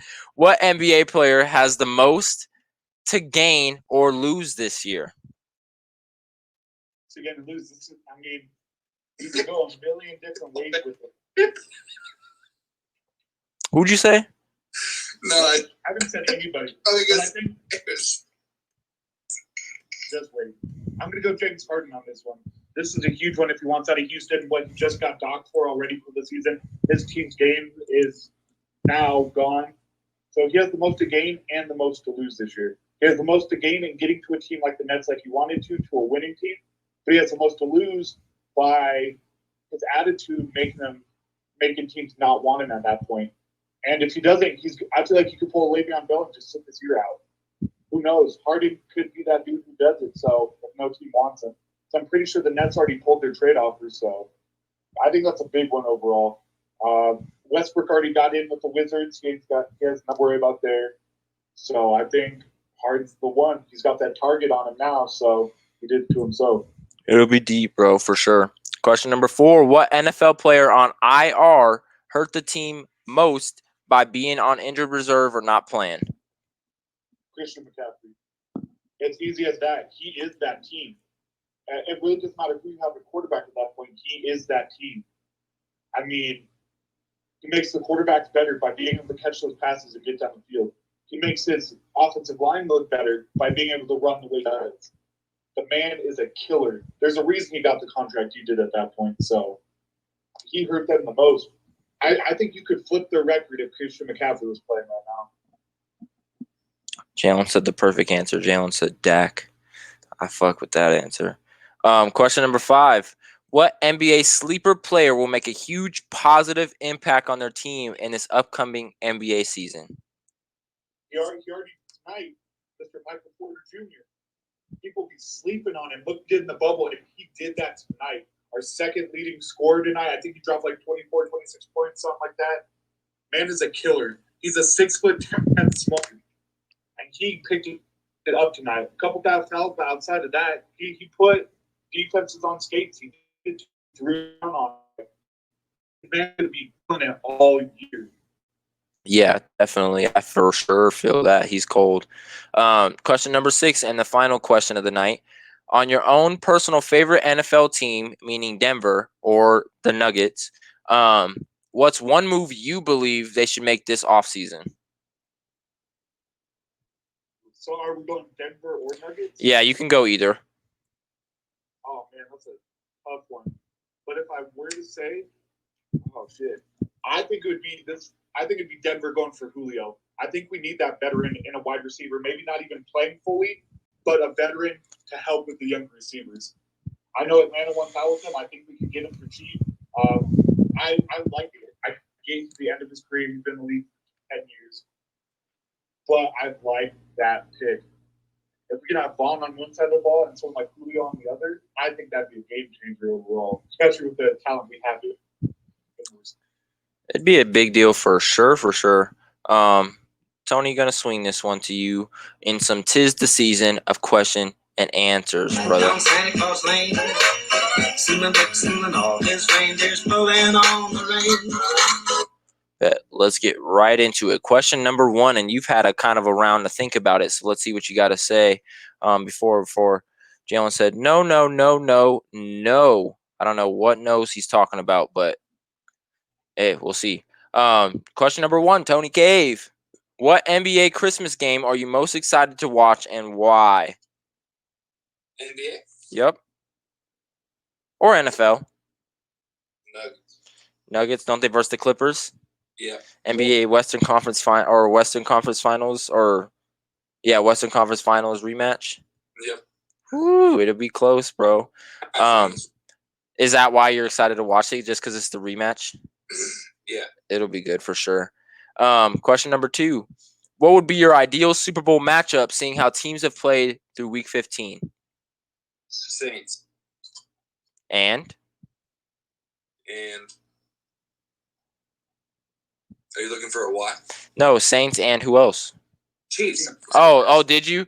Okay, it must have fucking glitched. I didn't hear you. My bad. Very good. Do you think? Yeah, honestly, I don't really have to ask why. That's a fucking banger ass Super Bowl. It's not the fucking Bills and Bears. Crazy as hell. Question number 3, man. What NBA player has the most to gain or lose this year? Gain or lose? Jokic. Why is that? He made himself an MVP candidate, and he's either going to get back there. He dropped a triple-double tonight. He was in triple-double watch in the first half. I think he has a solid chance this year, or he's going to flop. So he has the most to gain out of an MVP, or he has the most to lose by not making it back to that spot that he was in. Okay, I like it. Question number 4. What NFL player on IR hurt their team most by being on injured reserve or not playing? Dak. I think he was the missing piece for Zeke. I think he was the missing piece for a lot of things for your team. You guys missed out on a big leader. So Dak. I completely agree on that. It's tough. Question number 5. What NBA sleeper player will make a huge positive impact on a team this upcoming NBA season? Michael Porter Jr. MPJ. Yeah, I'm rocking his jersey right now for a reason. I gotta keep loyal to my team. I'm very biased. Jello and I told you guys this from the start. When it comes to the NBA, we are very biased. We love to argue about it, so drop your opinions in chat too. But I'm going MPJ. I think that motherfucker is going to pop off this year. There's a reason he won the starting spot over Will Barton. I like it. I completely agree with that. Question number 6 and the final question. On your own personal favorite NFL team, which is Denver or the Nuggets, what is one move you believe they should make this offseason?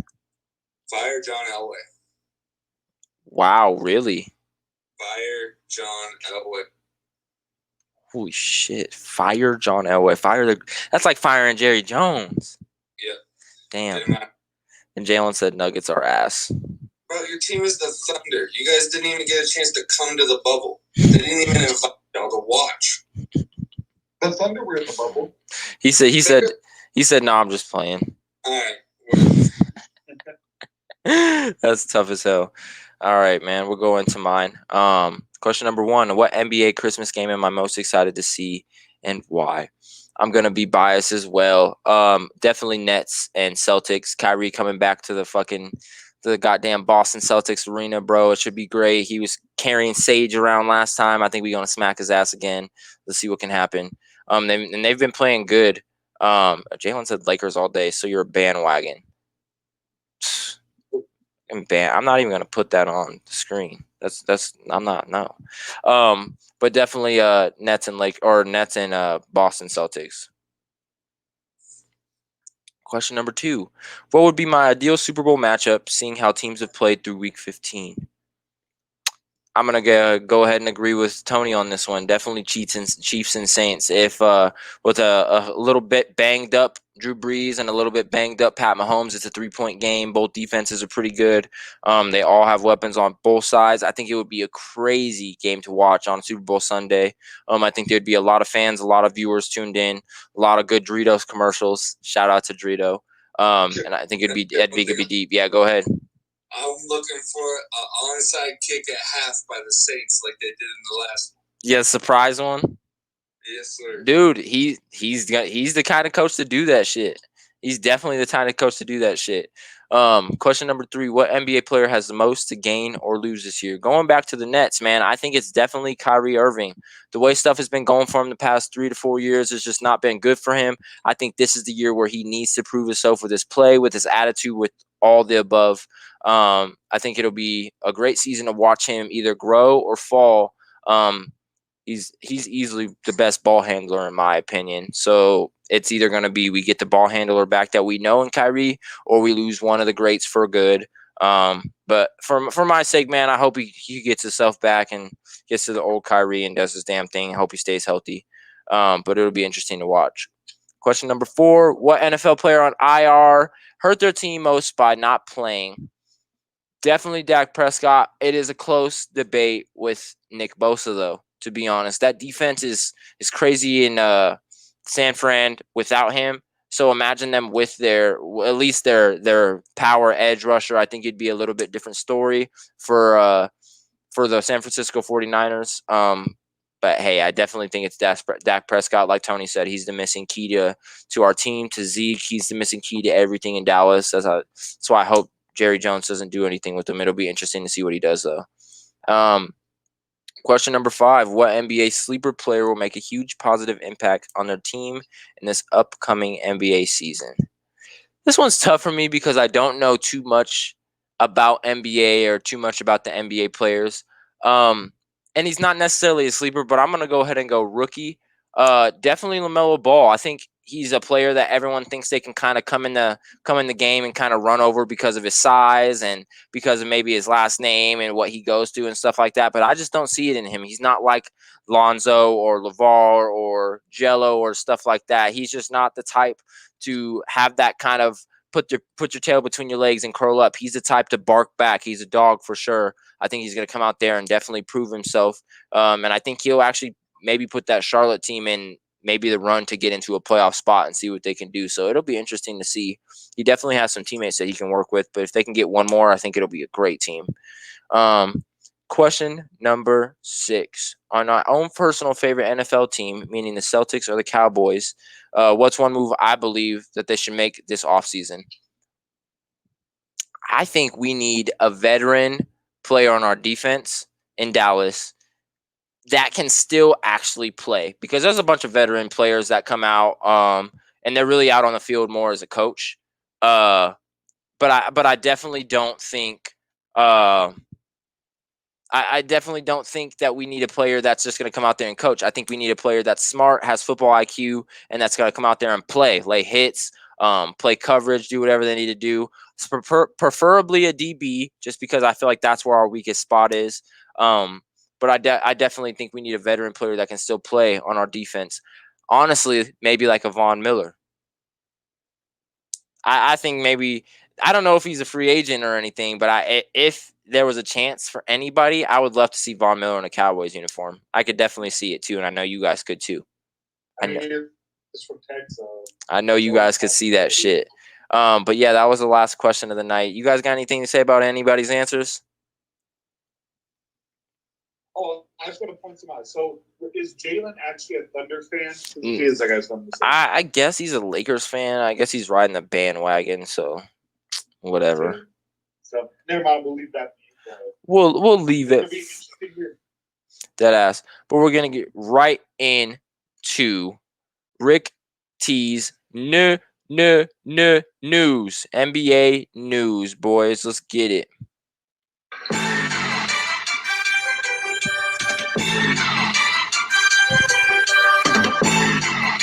I just want to hear the beat drop one time.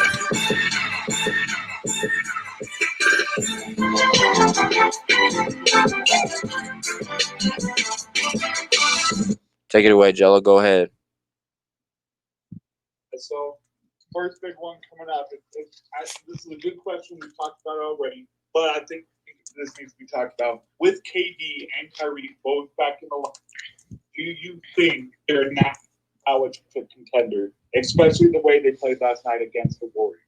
Tony, I'm going to shoot this one to you real quick. What you got to say on it? Yeah, they seemed to click right away. I don't know if it was from their time together with the USA basketball team.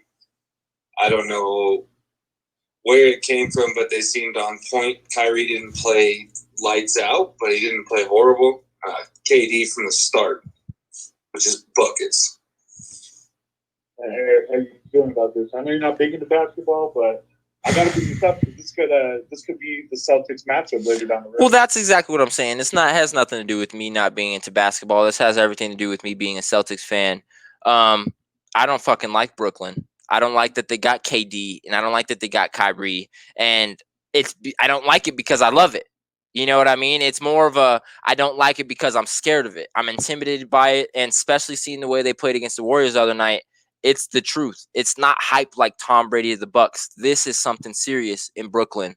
I'm hoping maybe something happens there, some drama, some locker room drama. No injuries for sure. I definitely don't hope injuries on anybody. But I definitely hope something happens to maybe derail that team because one game in, man, they look really good. They look really good. Sage, man. It says Sage. It might be. It might be that damn Sage. I mean, bringing Steve Nash in, you got DeAndre Jordan, Kyrie, KD, Karis LeVert, Jarrett Allen. You didn't get Harden, which was a great thing for the Nets. And when you look at it, KD and Kyrie had more points than the Warriors did in the first quarter. Those two players alone outscored them 27-25 in the first quarter. So I think this is who's going to be in the championship this year. When you look at the East, I love the Celtics, but the dynamic they have on offense and defense with the Nets, I think is going to be a tough thing for them to swallow. The Heat this year, who knows how that's going to come out swinging after last year. I think there's going to be some fight there, but I mean, I think this is going to get really right off the top. So, I mean, we still got 71 games to go, so got to keep up and see how it goes. So. I completely agree with you. It'll be a great season. Yep, and this is why we're getting into a good one. I feel this would be a good question. Really see what people are thinking. What are your top two teams in each conference by the end of the year? Who do you think is going to win the games they need to get themselves there and be in that conference championship? I'll take it first just because I got my teams right here and I was just talking about them. I definitely think it's going to be Celtics and Brooklyn. And I think it'll come down to a playoff spot of them playing against each other of who wants it more. Kyrie going against his old team, Jason Tatum really trying to make a name for himself as a young player. I, as a Celtics fan, definitely got the Celtics, but this is an unbiased answer here, folks. I'm definitely taking the Celtics and the Brooklyn Nets to go to the Eastern Conference Finals. I definitely think those will be the two best teams in the Eastern Conference. And then for the West, I'm going to go ahead and take the Denver Nuggets just because I like the spots that they have. They have a player at every position starting, every position on the backup. I really like what they're doing with the coaching. And they've had spurts where bench players can come off that bench and score 20 to 30 points. You know what I mean? And that's kind of what you need to push over that hump in the NBA. So I really like the Nuggets. And then, of course, I'm going to take the Lakers just because you can't really go against LeBron at this point. He's been to the finals so many times in our lifetime. It's kind of hard to go against him. It's kind of like our parents going against Jordan when he's in his prime. You know what I'm saying? Like 16 seasons in, 18 seasons in, I don't know what it is, but he's looking great. He's playing great. And I don't see any downfall anytime soon for him. So I definitely got the Nuggets and the Lakers and then Brooklyn and the Celtics. All right, so I'm going to take this one next before I throw it to Tony, just because we might agree or disagree on this one. So this is no hate towards the Celtics in the East, but I think I'm going to go Heat and Nets on this one. That's nothing against their team, but when you look at overall performance, their center position is where I think they're struggling, and point guard is going to be another big one too. You do have Brown, you do have Tatum, you have those playmakers, you have Kemba, but what the Heat bring to the table with their bench is what I think pushes them ahead at that point. But I think when it comes down to it, I think it's going to be Nets versus picks to get to where they play the Heat at that point. And I don't know defensively if to stop somebody like KD at that point. So that's where I'm going with that one. I could be totally wrong. Once again, I'm a huge Jason Tatum fan. I mean, man is a killer. He got that max contract for a reason. So I think they're going to pull it out. And then West, my bias, I'm definitely pulling Nuggets up there. I can't we lost by 2 tonight, but that was at the buzzer. And it's just working out some kinks with a bunch of new players, losing 3 somewhat big players, including one starter at that point. But I'm not going Lakers 2. After what I saw last night and what other teams might be able to do overall in this Western Conference, I'm putting Clippers at number 2. I put Lakers at 3. Because who the hell knew Paul George would come out balling at 33 points last night? Nobody saw that one coming. Apparently, they paid him all that money for a reason. So I think the Clippers have what it takes, and I think the Clippers are the ones who are going to beat the Lakers at that point. So they did it once, let's keep doing it again. So, Tony, I'm going to throw this one to you. Just get what you're thinking on this. I'm going to start with the West, and I'm going to go with the Lakers and Nuggets. I'm going to stick with Eric on that one. I like the Clippers, I really do.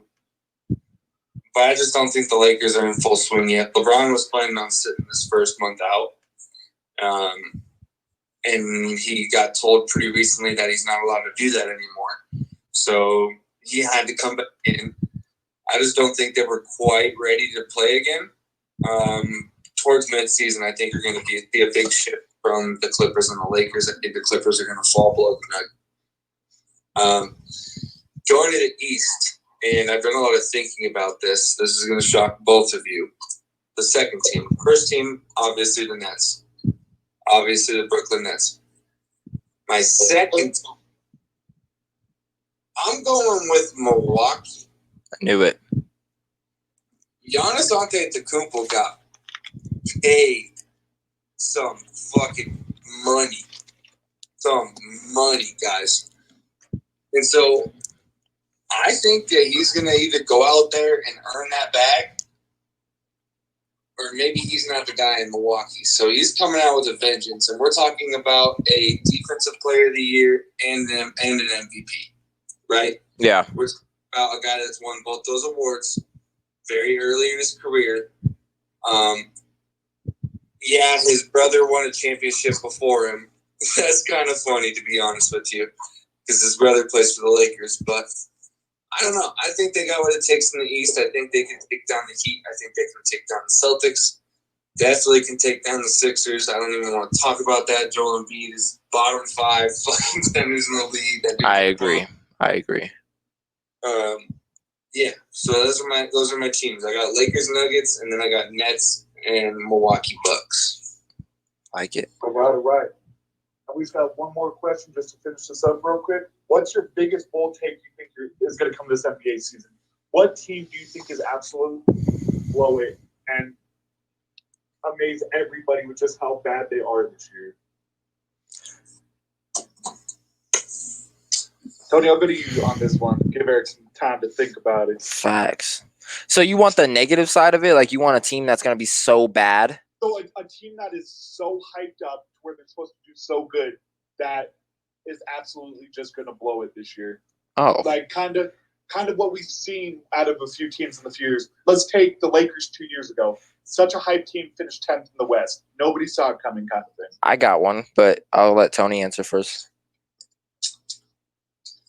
This is a tough question, but I'm honestly,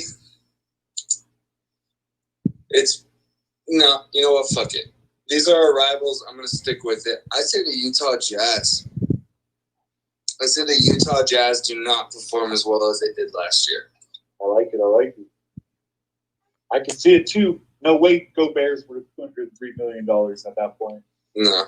Big COVID-rid motherfucker shit. Right. And I'll take this second. Mine's kind of real bold at this point. I'm not going to say the Rockets. I already said that, but I don't think they're going to be a highly ranked team as it is right now.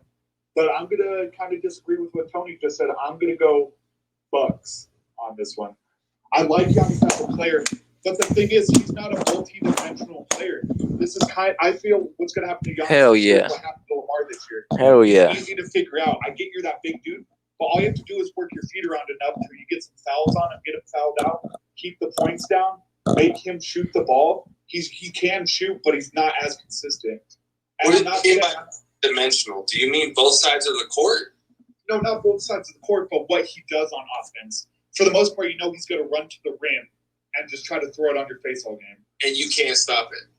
But you can make him foul. Those offensive fouls are going to be huge. All it takes is a movement of 2 feet to make it from a defensive to an offensive foul. And I think with what he does, he doesn't do any crazy moves. It's usually 1-2 dribbles. He takes those big steps, gets to the rim. All it takes to be in the right spot, and then that totally switches it. And I think that's what is going to come up this year. I'm not saying he's not going to put up points, but I think the fouling out and the high fouls being benched, just the time off the court is going to affect them because they picked up Holiday. They have Brook Lopez, but outside of that, Bledsoe's gone.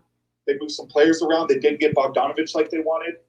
They have Torrey Craig out there. Not a lot of huge talent. They Pat Connaughton. Nothing crazy to where I think they're going to be a top 2 team. But that's why it's bold. It's something that everybody thinks the Bucks are going to be good, but I think this is going to be a downfall.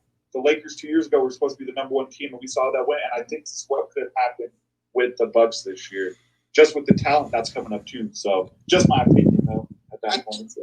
I'm going to just rebuttal with one thing real quick, and then we'll let Eric answer. Giannis, dude, has work ethic. And it's people that are saying things like you just said that are going to make that dude learn how to shoot. And he's going to do it quick. He learns fast.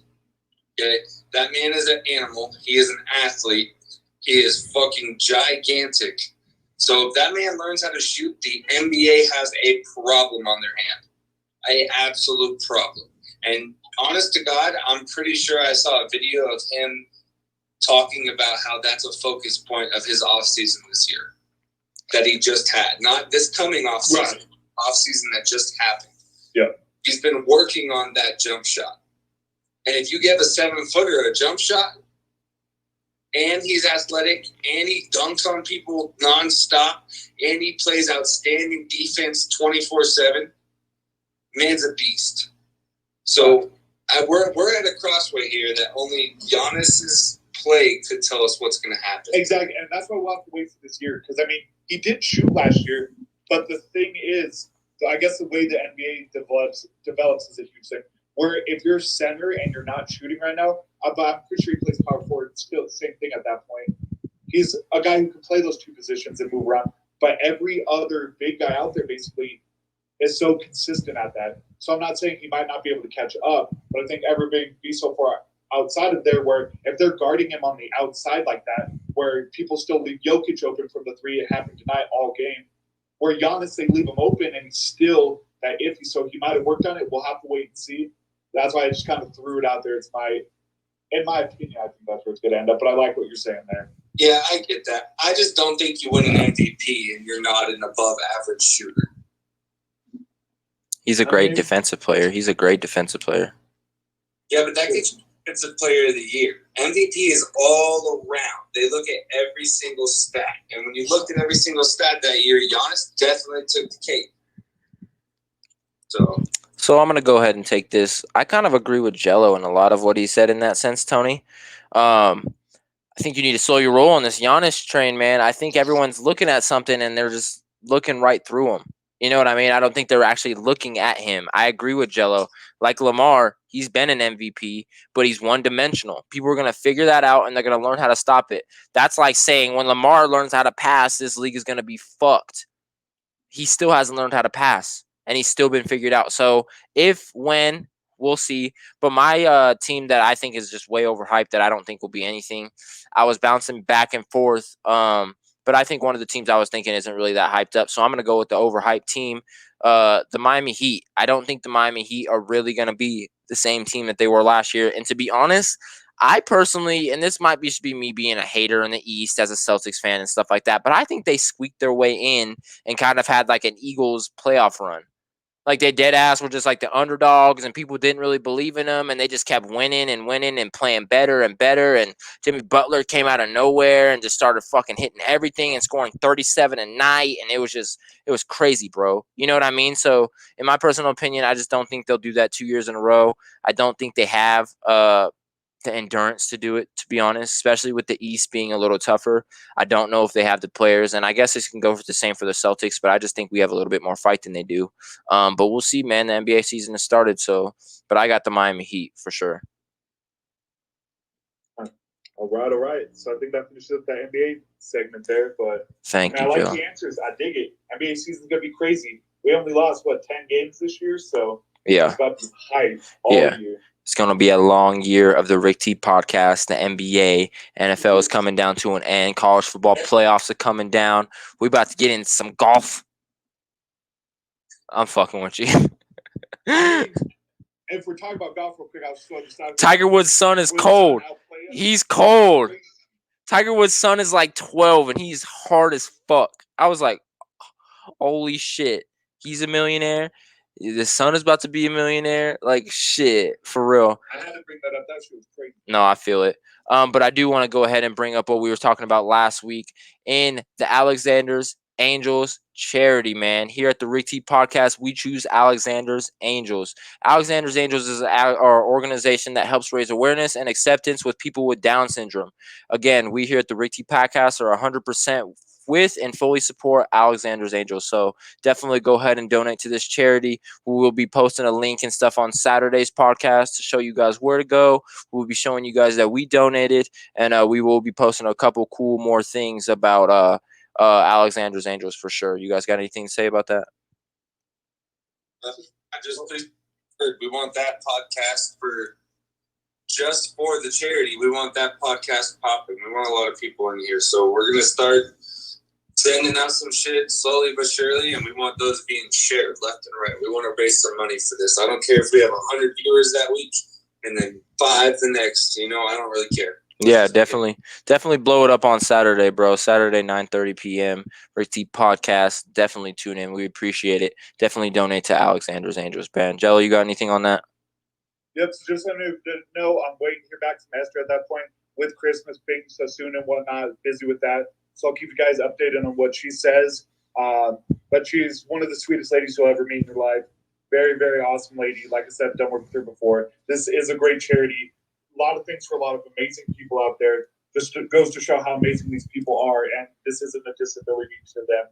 It is something that pushes them to be as great as anybody else out there. So, and this charity does a lot for them on every end of the spectrum at that point. So one of the best charities I've ever seen. You're not greedy CEOs in this. This is a down-home, great charity that does a lot of great work. So please donate it. Once again, we'll be throwing those donations out as well. We just want you guys viewing. We want to do a lot of great things for these people, especially this time of year, especially a year like we've had. So let's just keep this going for them. So in a world full of so much bad, let's do some good. Dead ass, bro. Love it, boys. Appreciate that. Alexander's Angels donate. One more thing, man. Talk Your Talk is live Sunday morning at 10 a.m. Talk Your Talk is a spinoff from the Rick T podcast where myself, Eric, has a little 30-minute phone conversation with a random guest to talk about their team, interests, or just life situations. We're going to dig a little deeper and personal level on Talk Your Talk with our fans, friends, or family than we normally would on the Rick T podcast. So start tuning in Sunday morning at 10 a.m. Mountain Time on our Twitch, YouTube, and Facebook platforms to watch, comment, and enjoy our new spin-off podcast, Talk Your Talk. Episode 2 is live Sunday morning, December 27th at 10 a.m. See you all there. For real, definitely tune in. Episode 1 was dope. We had Jalen and Aiden on. Episode 2 is going to be a little bit better. It's a surprise guest. You guys will tune in and find out who it is. We're going to be talking some deep shit. And Sunday, NFL is winding down. NBA just started. Christmas is right there. You know what I'm saying? So New Year's is about to start. So it's definitely going to be some interesting talk. So definitely tune in to Talk Your Talk Sunday morning at 10 a.m. But man, that is about it for us on the Rick T podcast, man. I had a great time with you boys tonight. Episode 18, 9 weeks strong, bro. We're almost at the 10-week mark. Dead ass, almost at the 10-week mark, bro. And I'm doing a 10-week giveaway. Who knows what it is, but y'all got to be here viewing. Y'all got to be here chopping it up. I got to hear some bold guesses in the chat. If you guys want to win some shit, that's the way to do it for sure, man. I know Jello's been doing giveaways. I'm doing giveaways. Tony's doing giveaways. We're doing donations to charities, all kinds of stuff, man. So don't sleep on us. Seriously, do not sleep on us, bro. You guys got anything to add before we get up out of here? Let's shout out the boys podcast. Shout out to my boys at the 4 Quarter Podcast. 2 dudes doing a podcast kind of like ourselves, both from Miami. They talk NFL, NBA. They do their thing over there. We will be trying to do a collab with them Super Bowl weekend. So stay tuned for that. It's going to be dope. We're going to be on here chopping it up, bro. And this streaming website that I'm at, StreamYard, you already know what it is, powered by StreamYard. They allow up to 6 guests. Up to 6 people. You know what I'm saying? So it'll be fucking dope. It'll be fucking. That could be part of the giveaway because with us, those 2 guys, that's 5. Maybe we can get a special guest for the 6th. A special spot for the 6th person, and maybe we can get their fans tuned in too. You never know if they got someone that wants to be on there. Or we got someone who wants to be on there. We'll definitely figure it out. But definitely shout out to my boys over at the 4 Quarter Show. Definitely tune into their stuff on Twitch, YouTube, Facebook. They got all kinds of platforms. YouTube is where I watch them, and I enjoy them. Their shows for like an hour and a half. Just sit there and chop it up, have a good laugh, talk some good talk. So definitely check them out. 4 Quarter Show on YouTube. Definitely like and subscribe their channel, man. They're dope, man. But I do want to appreciate you guys again for tuning in to the Rick T Podcast episode 18, 9 weeks fucking strong, going on 10, man. NFL's coming down to an end. NBA's coming up. We're gonna start getting deep into some topics, bro. Start having some fun giveaways, some fun topics, stuff like that. So definitely keep tuning into our shit. Our next show is gonna be Saturday night, 9:30 p.m., episode 19. It's almost at 20, so we're about to get a little crazy on it. But for real, man, I want to appreciate everyone for tuning into the Rick T podcast. It was great. Tony, Jello, always a pleasure to have you guys on here. I will definitely see you guys on Saturday. Maybe we have a guest or something. Maybe we talk about having a guest or something. So, and I want to have a good guest like Matt. I want to get Matt on here. Dead ass. I want to get someone crazy. But for real, man, appreciate you guys for tuning in to the Rick T podcast. You guys got anything else to add? Nope. Thank you, guys. We out of here. Peace.